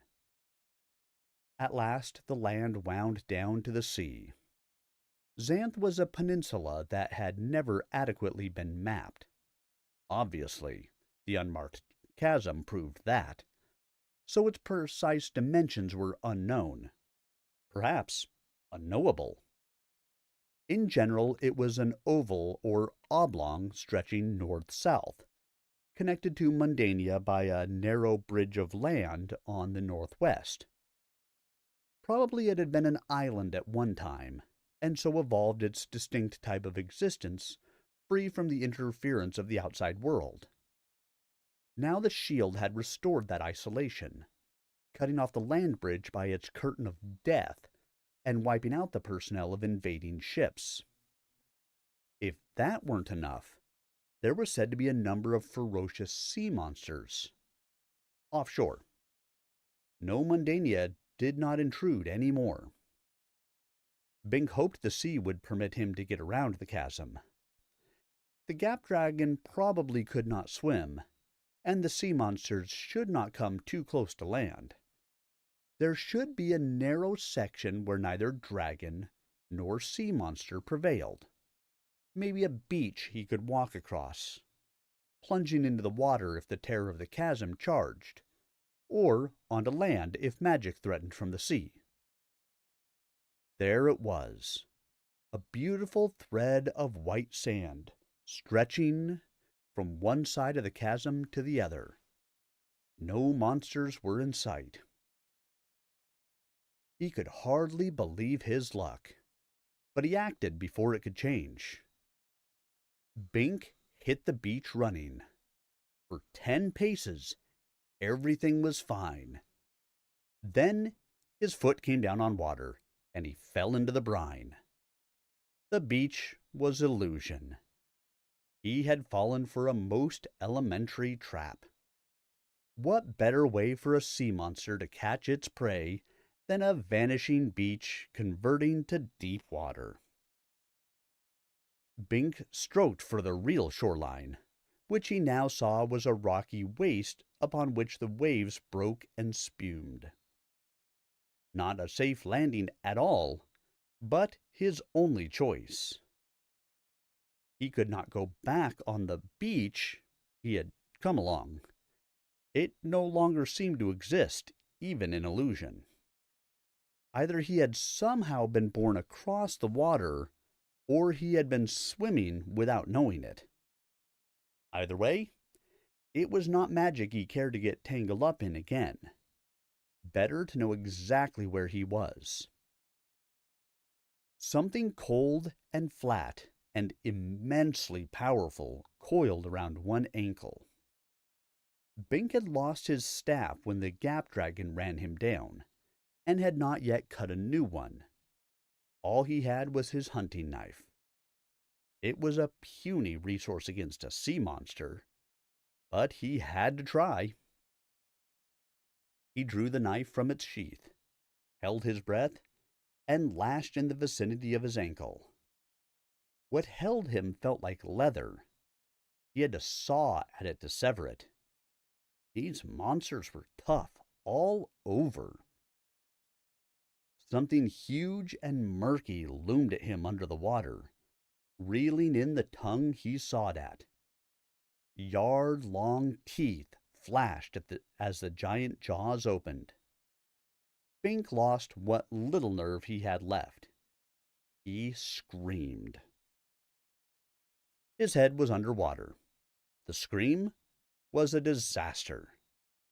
Water rushed into his mouth, his throat. Firm hands were pressing his back rhythmically, forcing the water out, the air in. Bink choked and hacked and coughed. He had been rescued. I'm okay," he gasped. The hands eased off. Bink sat up, blinking. He was on a small yacht. The sails were made of brightly colored silk. The deck of polished mahogany. The mast was gold. Gold? Gold plate, maybe. Solid gold would have been so heavy as to overbalance the ship. Belatedly, he looked at his rescuer and was amazed again. She was a queen. At least, she looked like a queen. She wore a platinum crownlet and a richly embroidered robe. And she was beautiful. Not as lovely as Wayne, perhaps. This woman was older, with more poise. Precise dress and manner made up for the sheer, voluptuous innocence of youth that Wayne had. The queen's hair was the richest red he had ever seen, and so were the pupils of her eyes. It was hard to imagine what a woman like this would be doing boating in monster-infested surf. "I am the sorceress Iris," she said. Bink," he said awkwardly. "From the North Village." He had never met a sorceress before. Hardly felt garbed for the occasion. "Fortunate I happened by," Iris remarked. "You might have had difficulties." The understatement of the year. Bink had been finished, and she had given him back his life. "I was drowning. I never saw you. Just a monster," he said, feeling inane. How could he thank this royal creature for sullying her delicate hands on something like him?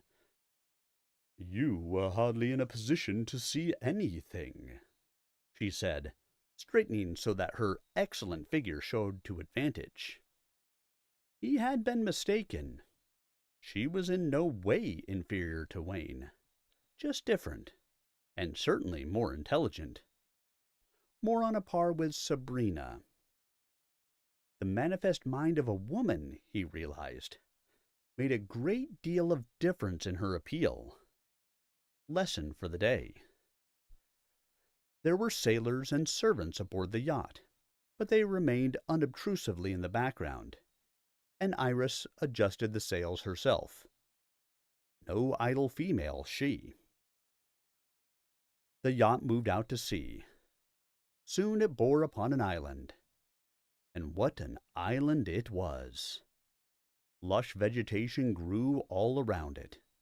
Flowers of all colors and sizes. Polka-dot daisies the size of dishes. Orchids of exquisite splendor. Tiger lilies that yawned and purred as the boat approached. Neat paths led from the golden pier up toward a palace of solid crystal, which gleamed like a diamond in the sun. a diamond? Bink suspected it was diamond, from the way the light refracted through its myriad faces. The largest, most perfect diamond that ever was. I guess I owe you my life, Bink said, uncertain as to how to handle the situation. It seemed ridiculous to offer to chop wood or pitch animal manure to earn his keep for the night. There was nothing so crude as firewood or animal refuse on this fair island. Probably the best favor he could do her was to remove his soaking, bedraggled presence as rapidly as possible. I guess you do, she agreed, speaking with a surprising normality. He had somehow expected her to be more aloof, as befitted pseudo-royalty. But my life may not be worth much. I don't have any magic. I am to be exiled from Xanth. She guided the yacht to the pier, flinging a fine silver chain to its mooring post and tying it tight. Bink had thought his confession would disturb her. He had made it at the outset so as not to proceed under false pretenses. She might have mistaken him for someone of consequence, but her reaction was a surprise. Bink, I'm glad you said that. It shows you a fine, honest lad. Most magic talents aren't worthwhile anyway. What use is it to make a pink spot appear on a wall? It may be magic, but it doesn't accomplish anything. You, with your strength and intelligence, have more to offer than the great majority of citizens. Amazed and pleased by this gratuitous and probably unjustified praise, Bink could make no answer. She was correct about the uselessness of spot-on-wall magic, certainly. He had often thought the same thing himself. Of course, it was a standard remark of disparagement, meaning that a given person had picayune magic. So this really was not a sophisticated observation. Still, it certainly made him feel at ease. Come, Iris said, taking him by the hand. She guided him across the gangplank to the pier, then on along the main path to the palace. The smell of flowers was almost overwhelming. Roses abounded in all colors, exhaling their perfumes. Plants with sword-shaped leaves were even more common. Their flowers were like simplified orchids, also of all colors. What are those? He inquired. Irises, of course, she said. He had to laugh. Of course. Too bad there was no flower named Bink. The path passed through a flowering hedge and looped around a pool and fountain to the elaborate front portico of the Crystal Palace. Not a true diamond after all. Come into my parlor, the sorceress said, smiling. Bink's feet balked before the significance penetrated to his brain. He had heard about spiders and flies. Had she saved his life merely to... Oh, for God's sake, she exclaimed. Are you superstitious? Nothing will hurt you. His recalcitrance seemed foolish. Why should she revive him, then betray him? She could have let him choke to death instead of pumping the water out of him. The meat would have been as fresh. Or she could have tied him up and had the sailors bring him ashore. She had no need to deceive him. He was already in her power. If that was the way it was. Still... I see you distrust me, Iris said. What can I do to reassure you? This direct approach to the problem did not reassure him very much. Yet he had better face it, or trust to fate. You are a sorceress, he said. You seem to have everything you need. What do you want with me? She laughed. Not to eat you, I assure you. But Bink was unable to laugh. Some magic, some people do get eaten. He suffered a vision of a monstrous spider luring him into its web. Once he entered the palace. Very well, sit out there in the garden, Iris said, or wherever you feel safe. If I can't convince you of my sincerity, you can take my boat and go. Fair enough? It was too fair. It made him feel like an ungrateful lout. Now it occurred to Bink that the whole island was a trap. He could not swim to the mainland, not with the sea monsters there, and the yacht's crew might grab him and tie him up if he tried to sail across. Well, it wouldn't hurt to listen. All right.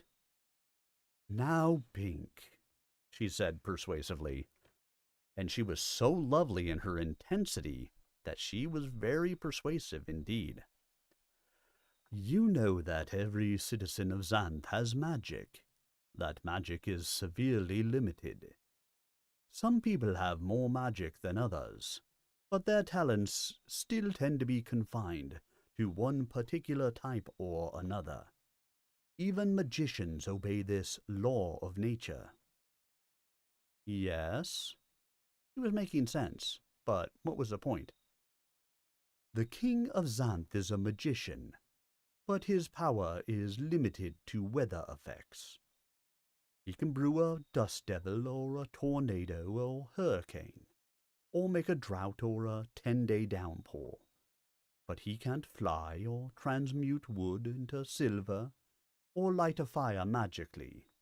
He's an atmospheric specialist. Yes, Bink agreed again. He remembered Donald, the Shade Son, who could make dust devils, those evanescent swirls of dust. The boy had an ordinary talent. The king had a major one. Yet they differed in degree, not type. Of course, the king's talent had faded with age. Perhaps all he could conjure now would be a dust devil. It was a good thing the shield protected Xanth. So, if you know a citizen's talent, you know his limitations, Iris continued. If you see a man make storm, you don't have to worry about him forming a magical pit under you, or changing you into a cockroach. Nobody has multiple fields of talent. Except maybe Magician Humphrey, Bink said. He is a powerful magician, she agreed, but even he is restricted. His talent is divination, or information. I don't believe he actually looks into the future, just the present. All his so-called 100 spells relate to that. None of them are performance magic. Bink did not know enough about Humphrey to refute that, but sounded correct. He was impressed with how the sorceress kept up with the magic of her counterpart. Was there a professional rivalry among those of strong magic? Yes, talents run in schools, but... My talent is illusion, she said smoothly. This rose. She plucked a handsome red one and held it under his nose. What a sweet smell. This rose, in reality, is... The rose faded. In her hand was a stalk of grass. It even smelled grassy. Bink looked around, chagrined. All of this is illusion? Most of it. I could show you the whole garden as it is, but it would not be nearly as pretty. The grass in her hand shimmered and became an iris flower. This should convince you. I am a powerful sorceress. Therefore, I can make an entire region seem like something it is not. And every detail will be authentic, My roses smell like roses. My apple pies taste like apple pies. My body. She paused with half a smile. My body feels like a body. All seems real, but it is illusion. That is, each thing has a basis in fact, but my magic enhances it, modifies it. This is my complex of talents. Therefore, I have no other talent, and you can trust me to that extent. Bink was uncertain about that last point. A sorceress of illusion was the last type of person to be trusted, to any extent. Yet he comprehended her point now. She had shown him her magic, and it was unlikely that she would practice any other magic on him. He had never thought of it this way before, but it was certainly true that no one in Xanth mixed types of magic talents. Unless she were an ogre, using illusion to change her own appearance too. No. An ogre was a magical creature, and magical creatures did not have magical talents. Probably. Their talents were their existence. So centaurs, dragons, and ogres always seemed like what they were, unless some natural person, animal, or plant changed them. He had to believe that. It was possible that Iris was in collusion with an ogre, but unlikely, for ogres were notoriously impatient and tended to consume whatever they could get a hold of, regardless of the consequence. Iris herself would have been eaten by this time. Okay, I trust you, Bink said dubiously. Good. Come into my palace, and I will tend to all your needs. That was unlikely. No one could give him a magic talent of his own. Humphrey might discover his talent for him at the price of a year's service, but that would be merely revealing what was there, not creating it. He suffered himself to be led into the palace. It was exquisite inside, too. Rainbow-hued beams of light dropped down from the prismatic roof formations, and the crystal walls formed mirrors. These might be illusion, but he saw his own reflection in them, and he looked somehow healthier and more manly than he felt. He was hardly bedraggled at all. Or illusions? Soft, pretty pillows were piled in the corners in lieu of chairs or couches. Suddenly, Bink felt very tired. He needed to lie down for a while. But then the image of the skeleton in the pine forest returned to him. He didn't know what to feel. Let's get you out of those wet clothes, Iris said solicitously. I'll try, Bink said, not wanting to expose his body before a woman. Do you think I want my cushions ruined? She demanded with housewifely concern. You were floundering in salt water. You've got to rinse the salt off before you start itching. Go into the bathroom and change. There's a dry uniform awaiting you. A uniform awaiting him? As though she had been expecting him. What could that mean? Reluctantly, Bink went. The bathroom was, appropriately, palatial. The tub was like a small swimming pool, and the commode was an elegant affair of the type that the mundanes were said to employ. He watched the water circle around the bowl and drain out into a pipe below, disappearing as if by magic. He was fascinated. There was also a shower. A spray of water, like rain, emerged from an elevated nozzle, rinsing him off. That was sort of fun, though he was not sure he would want it as a regular thing. There must be a big tank of water upstairs somewhere to provide the pressure for such devices. He dried with a plush towel embroidered with images of irises. The clothing was hung on a rack behind the door, a princely robe and knickers. Knickers? Well, they were dry, and no one would see him here in the palace. He donned the uniform and stepped into the ornate sandals awaiting him. He strapped his hunting knife on, concealing it beneath the overhang of the robe. Now he felt better, but his cold was developing apace. His sore throat had given way to a runny nose. He had thought this was merely aggravation by the salt water he had taken in, but now he was dry, and it was apparent that his nose had no external supply of fluid. He didn't want to sniff overtly, but he had no handkerchief.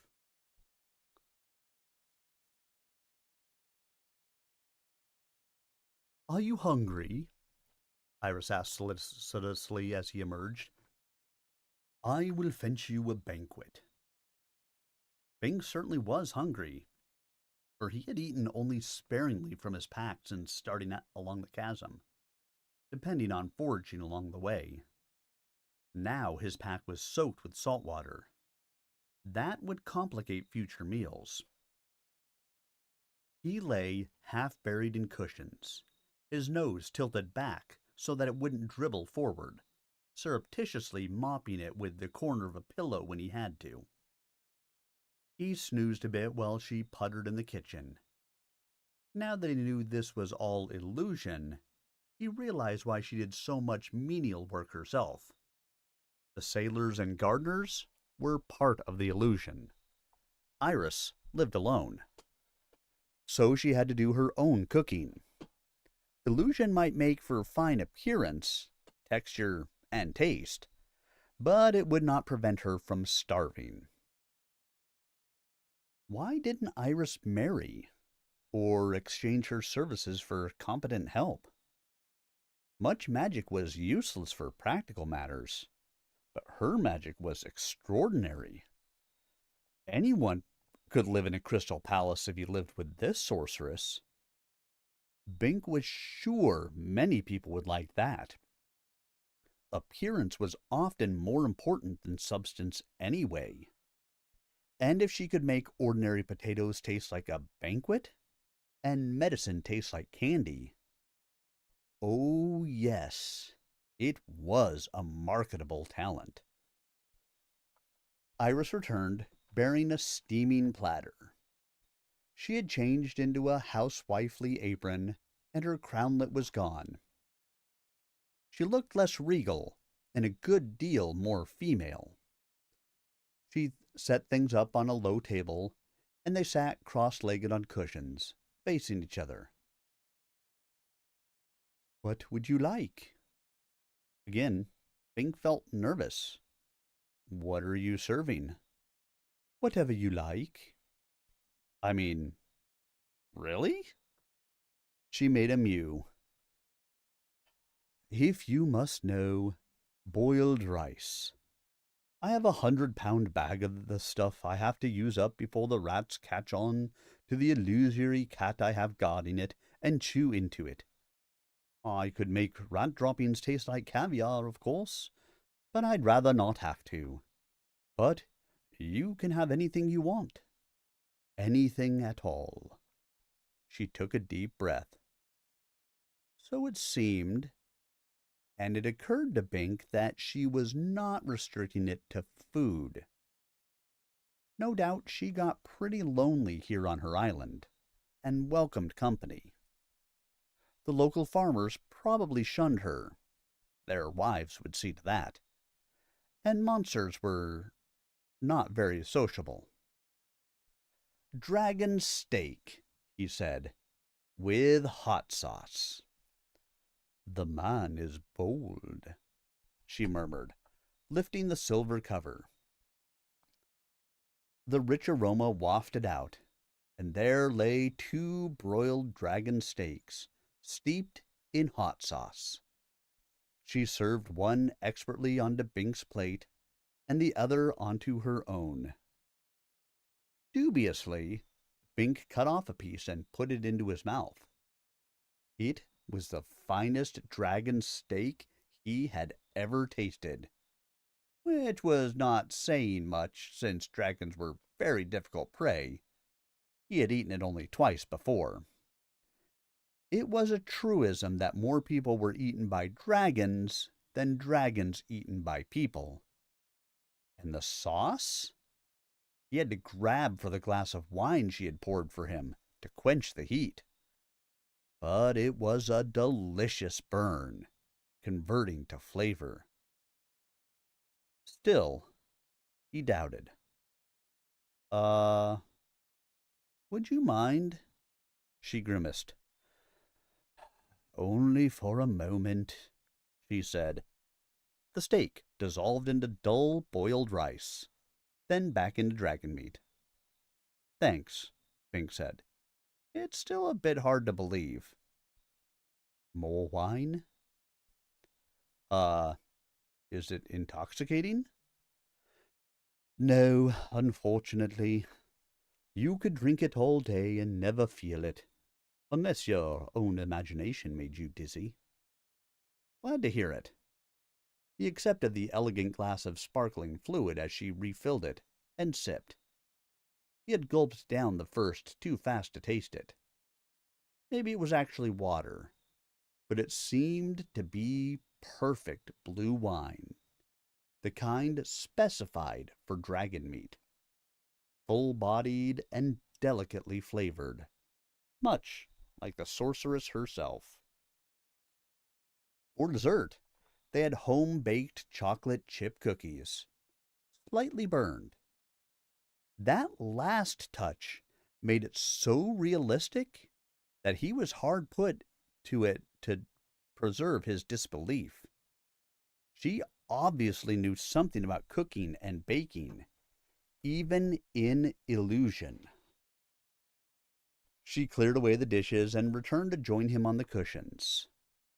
Now she was in a low-cut evening gown, and he saw in more than adequate detail exactly how well-formed she was.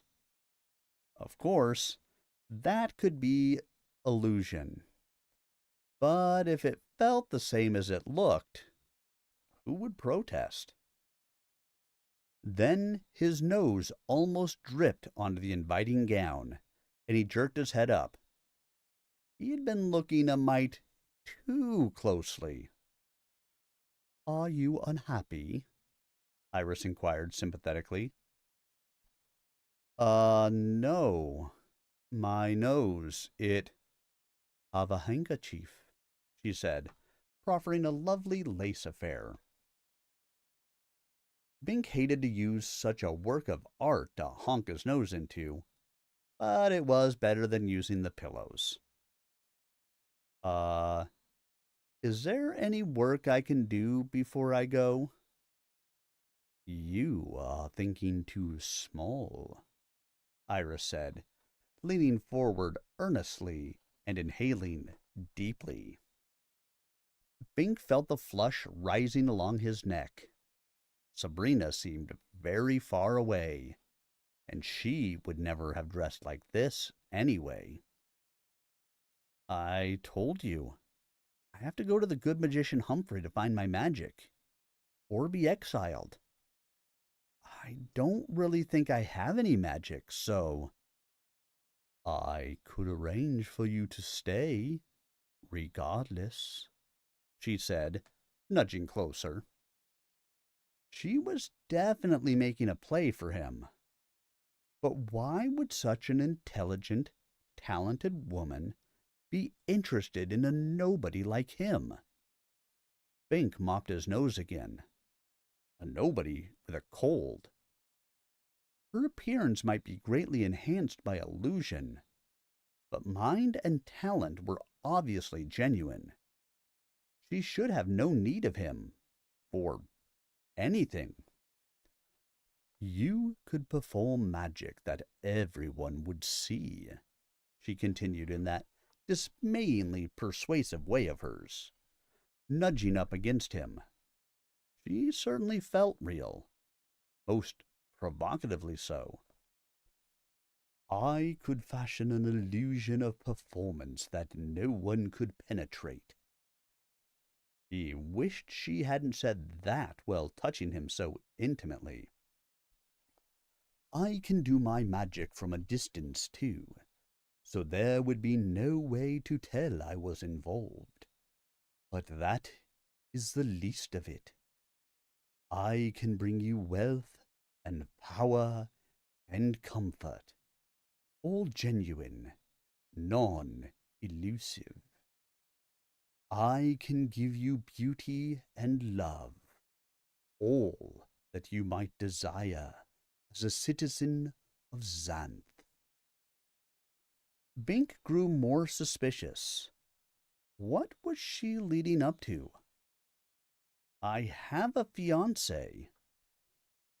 Even that, Iris agreed. I am not a jealous woman. You could have her as a concubine, provided you were circumspect. As a concubine?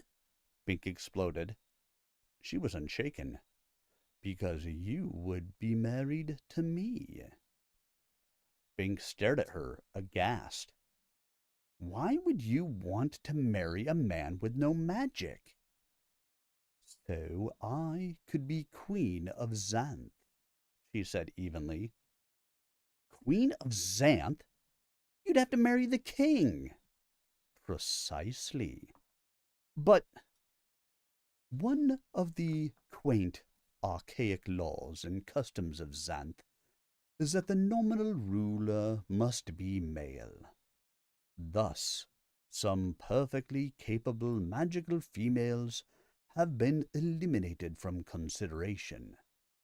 Now, the present king is old, senile, and without heir. It is time for a queen. But first, there must be a new king. That king would be you. Me? I have no knowledge of governing. Yes, you would naturally leave the dull details of government to me. Now, at last, it was coming clear. Iris wanted power. All she needed was a suitable figurehead to get herself installed. One sufficiently talentless and naive to be readily managed, so he would never get delusions of actually being king. If he cooperated with her, he would be dependent on her. But it was a fair offer. It provided a viable alternative to exile, regardless of the state of his own magic. This was the first time he had seen his magic infirmity as a potential asset. Iris did not want an independent man or legitimate citizen. She would have no lasting hold on that kind of person. She needed a magic cripple like him, because without her, he would be nothing, not even a citizen. That diminished the romantic aspect considerably. Reality always did seem to be less enticing than illusion. Yet his alternative was to plunge back into the wilderness on a mission he suspected was futile. His luck was already considerably overextended. His chances of even making it as far as the castle of Magician Humphrey were not ideal. Since he now had to trek through the fringe of the central wilderness, he would be a fool not to accept the offer of the sorceress. Iris was watching him intently. As he looked back at her, her gown flickered, becoming transparent. Illusion or not, it was a breathtaking sight. And what difference did it make if the flesh only seemed real? He had no doubt now of what she was offering on the immediate personal level. She would be glad to prove how good she could make it, as she had with the meal, because she needed his willing cooperation. Really, it made sense. He could have citizenship and Sabrina, since obviously the sorceress queen would never betray that aspect. Sabrina. How would she feel about the arrangement? He knew. She would not buy it. Not for anything. Not for an instant. Sabrina was very straight-laced about certain things. Very proper in the forms. No, he said aloud. Iris's gown snapped opaque. No. Suddenly, she sounded like Wayne, when he had told that idiot girl she could not accompany him. I don't want to be king. Now, Iris's voice was controlled, soft. You don't think I can do it? I rather think you can, but it's not my sort of thing. What is your sort of thing, Bink? I just want to be on my way.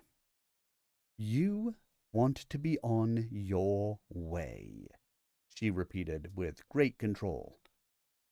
Why? My fiancé wouldn't like it if I... She wouldn't like it. Iris was working up a substantial head of steam like that Gap Dragon. What does she offer you that I cannot better 100-fold? Well, self-respect for one thing, Bink said. She wants me for myself, not to use me. Nonsense. All women are the same inside. They differ only in appearance and talent. They all use men. Maybe so. I'm sure you know more about that sort of thing than I do. But I have to be going now. Iris reached out a soft hand to restrain him. Her gown disappeared entirely. Why not stay the night? See what I can do for you. If you still want to go in the morning... Bink shook his head. I'm sure you could convince me overnight, so I have to go now. Such candor, she exclaimed ruefully. I could give you an experience like none you have ever imagined. In her artful nudity, she already stimulated his imagination far more than was comfortable. But he steeled himself. You could never give me back my integrity. You idiot! She screamed, with a startling shift of attitude. I should have left you to the sea monsters. They were illusions too, he said. You set up the whole thing to make me beholden to you. The illusion beach, the illusion threat, all. That was your leather strap that wrapped around my ankle. My rescue was no coincidence, because I was never in danger. You are in danger now, she gritted. Her lovely bare torso became covered by the military dress of an Amazon. Bink shrugged and stood up. He blew his nose. Goodbye, sorceress. She studied him appraisingly. I underestimated your intelligence, Bink. I'm sure I can improve my offer, if you will only let me know what you want. I want to see the good magician. Now her rage burst out anew. I'll destroy you! Bink walked away from her. The crystal ceiling of the palace cracked. Fragments of glass broke off and dropped toward him. Bink ignored them, knowing they were unreal. He kept walking. He was quite nervous, but was determined not to show it. There was a loud, ominous crunching sound, as of stone collapsing. He forced himself not to look up. The walls shattered and fell inward. The remaining mass of the roof tumbled down. The noise was deafening. Bink was buried in rubble, and pushed on through it, feeling nothing.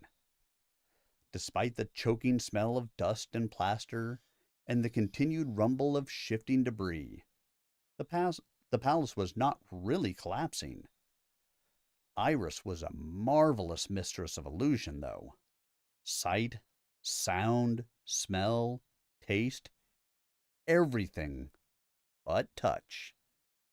Because there had to be something to touch before she could convert it to feel like something else. Thus, there was no solidity to this collapse.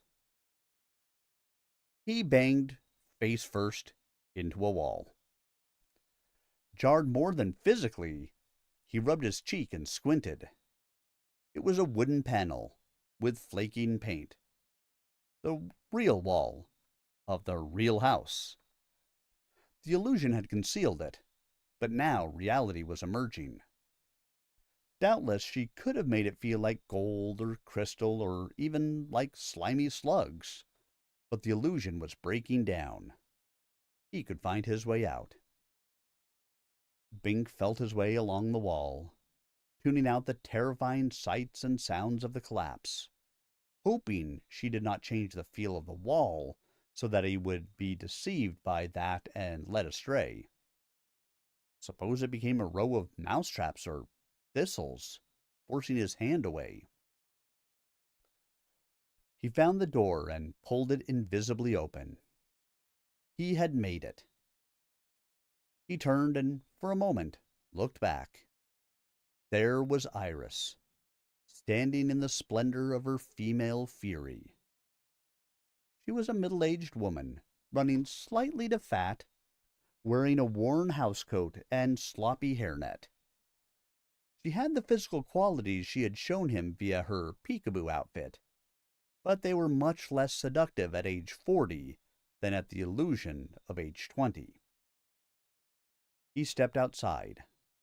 Lightning flared and thunder cracked, making him jump. But he reminded himself that Iris was mistress of illusion, not weather, and walked out into it.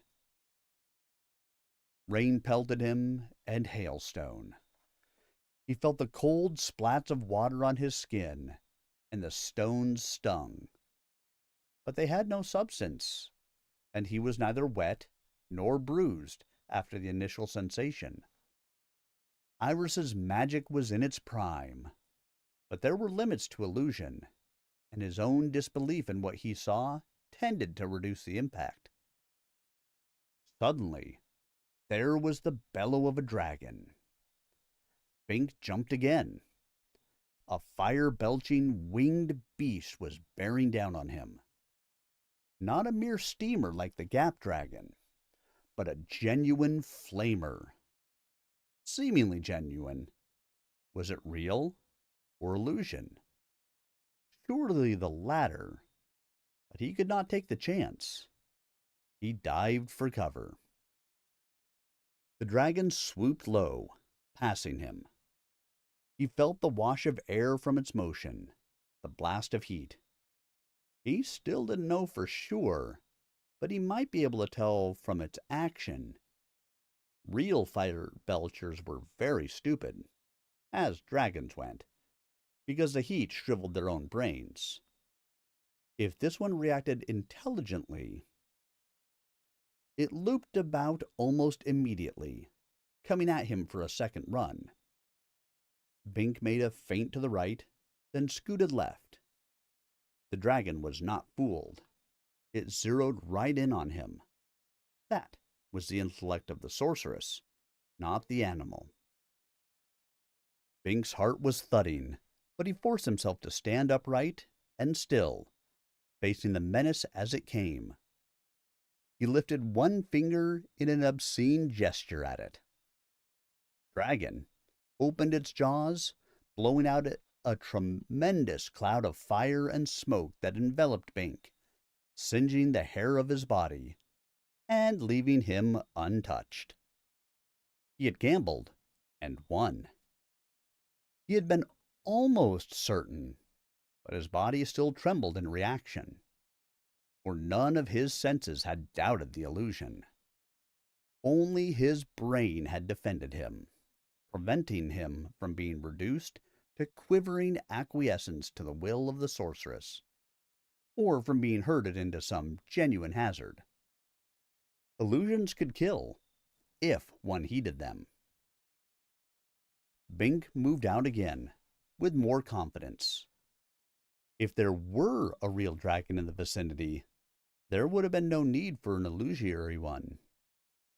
Therefore, all dragons here were illusion. He stumbled.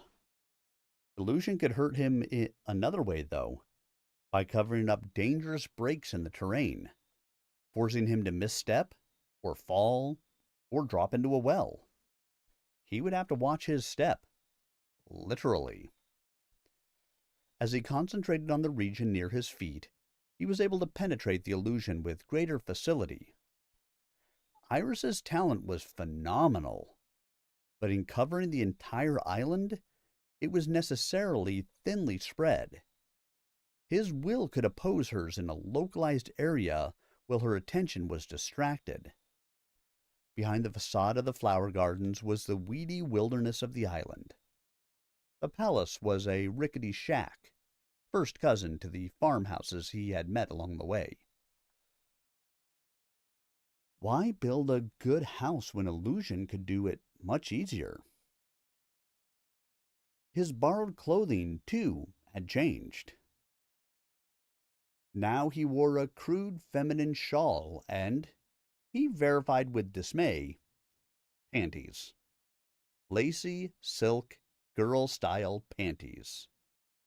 His fancy handkerchief was exactly what it appeared to be. Apparently, the sorceress did indulge herself in some reality, and lace hankies were what she could afford. And panties. He hesitated. Should he go back for his own clothing? He didn't want to encounter Iris again, but to travel in the wilderness or meet people in this outfit? He had a vision of walking up to the good magician Humphrey to ask for his boon of information. Bink. Sir, I have come across Xanth at great peril to ask. Magician. For a new dress? A bra? Ho, ho, ho! Bink sighed, feeling his face redden again.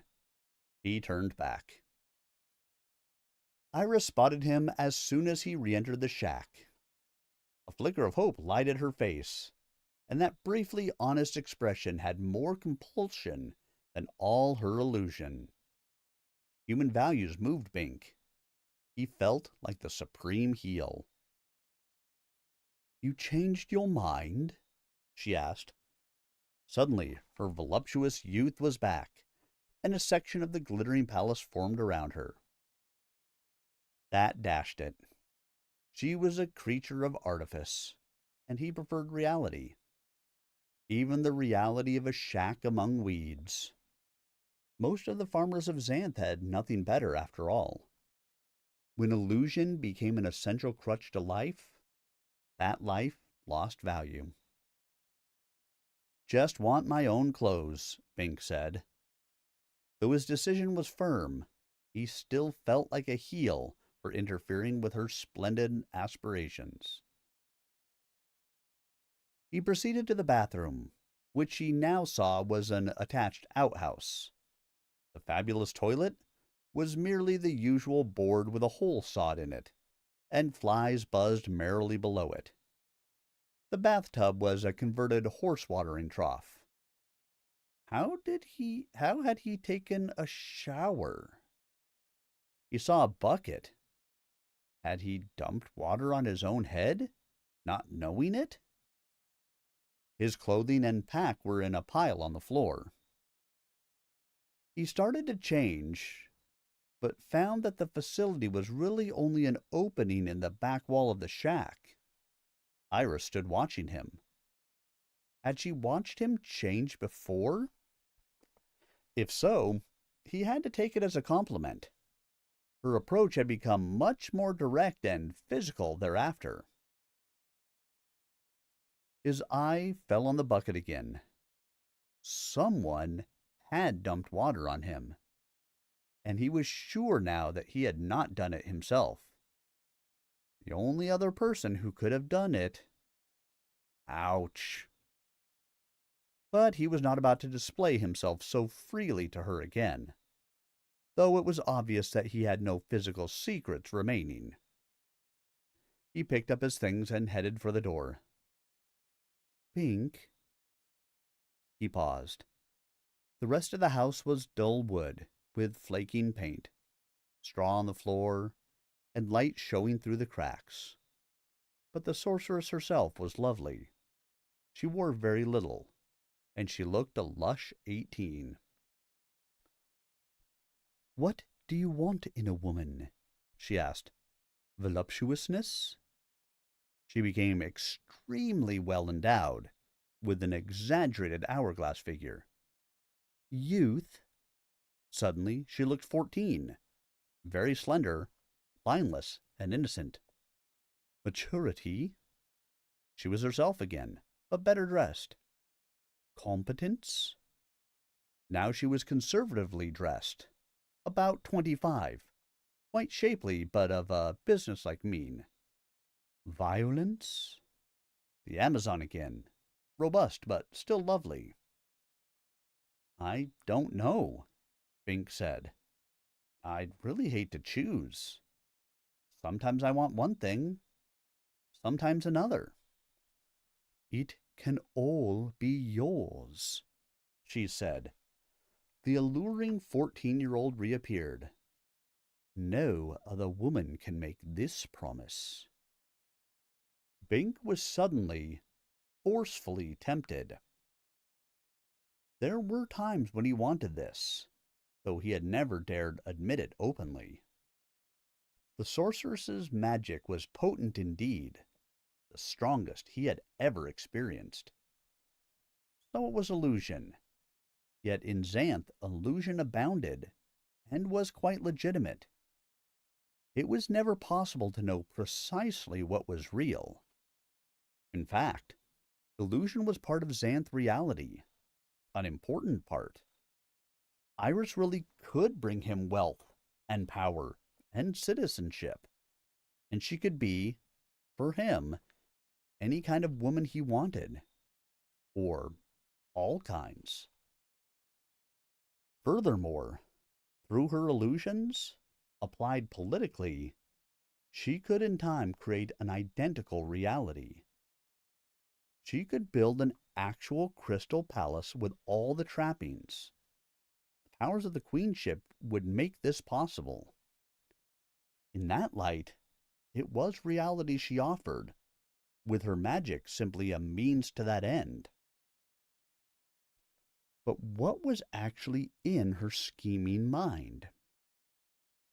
The reality of her inner thoughts might not be sweet at all.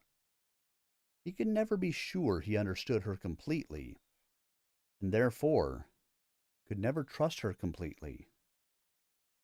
He was not at all sure she would make a good queen. She was too interested in the trappings of power, instead of the welfare of the land of Xanth as a whole. I'm sorry, he said, and turned away. She let him go. No more palace, no more storm. She had accepted his decision, and that, perversely, tempted him again. He could not call her evil. She was merely a woman with a need, and she had offered a deal, and was mature enough to accede to necessity, once her temper cooled. But he forced himself to keep going, trusting his logic more than his meandering feeling. He picked his way down to the sagging wharf where the rowboat was tied. The craft looked insecure, but it had brought him here, so it could take him away. He got into it and stepped into a puddle. The boat leaked. He grabbed a rusty pail and bailed it out somewhat, then sat and took the oars. Iris must have performed quite a maneuver to row this boat while seeming to be an idle queen. She had a lot of plain, old-fashioned practical talent to supplement her magic. She probably could make a good ruler of Xanth, if she ever found a man who would go along with her. Why hadn't he cooperated? As he rowed, he considered the matter more carefully, looking back at the Isle of Illusion. His superficial reasons were sufficient for the moment, but not for an enduring decision. He must have some underlying rationale to which he was true, even though he gave himself some more presentable justification. It could not just be his memory of Sabrina, evocative as that was, for Iris was as much of a woman as Sabrina, and much more magical. There had to be something else, diffuse, but immense. Ah, he had it. It was his love of Xanth. He could not allow himself to become the instrument of his homeland's corruption. Though the present king was ineffective, and many problems were developing, still, Fink was loyal to the established order. The days of anarchy, or of brute might making right, were over. There were set procedures for the transfer of authority, and these had to be honored. Fink would do anything to stay in Xanth, except to betray it. The ocean was calm. The devastating rocks of the shore had also been illusion. There was, after all, a small beach, but it was not where it had seemed to be either, when he thought he ran along it, or after he was in the brine. A long, narrow pier angled out from the side of the chasm. That was what he had run along at the beginning, until he had simply run off the end, splashing abruptly into deep water. In more than one sense. He beached his boat on the south shore. Now, how was he to return the boat to the sorceress? No way. If she didn't have another boat, she would simply have to swim for it. He regretted that, but he was not going back to that Isle of Illusion again. With her powers, she could probably scare away any sea creatures that threatened, and he was sure she was an adequate swimmer. He changed into his original clothes, salty though they might be, shrugged into his knapsack, and turned his face to the west. And that is the end of Chapter 4, everyone, which is also the end of our story time for this evening. I hope you have enjoyed this reading of A Spell for Chameleon, Chapters 3 and 4. I will have them posted up on my YouTube channel a little bit later today. Again, youtube.com/@SirArminius. I will be back again tomorrow for some Pathfinder Kingmaker. I have an advisory board meeting with Project New Hope that I have to go to first, so I might be a little bit late to start the VTT game tomorrow, but I will be here. Like I said, just a little bit behind. You'll probably, depending on how long the advisory board meeting takes, but I will be here for that. And then Stompy Mech Thursday is up in the air at the moment. It's my daughter's birthday on Thursday. And so it could be that, depending on what's going on for activities, if activities are done, by 8 o'clock Eastern Time, I'll come back and stream. If they're not done, well, it's my daughter's birthday. Real life takes precedence over Stompy McThursday, unfortunately. So we'll see how it goes. But thank you to all of you. The greatest gift that you can give to a streamer is a gift of your time. And I appreciate that you guys gave me the gift of yours this evening, whether it was for 5 minutes or for 3 hours. And that's exactly it, Tuna. I want to be here with you guys because I do love my Stompy Mech Thursdays, but birthdays come around once a year. I got to give them their birthdays. So like I said, if we're still doing stuff, I know we're going out to dinner, but I think we're going out to dinner at like 5:30. I get the feeling we're done and back and everything is over by then. But just be on the lookout. I may be here. If I'm here, great. We'll have some fun together. If I'm not here, well, you know where I am. And then I will be back sometime this weekend. I'll actually try to do Friday night if I can't on Thursday. So I hope you guys have yourselves a wonderful...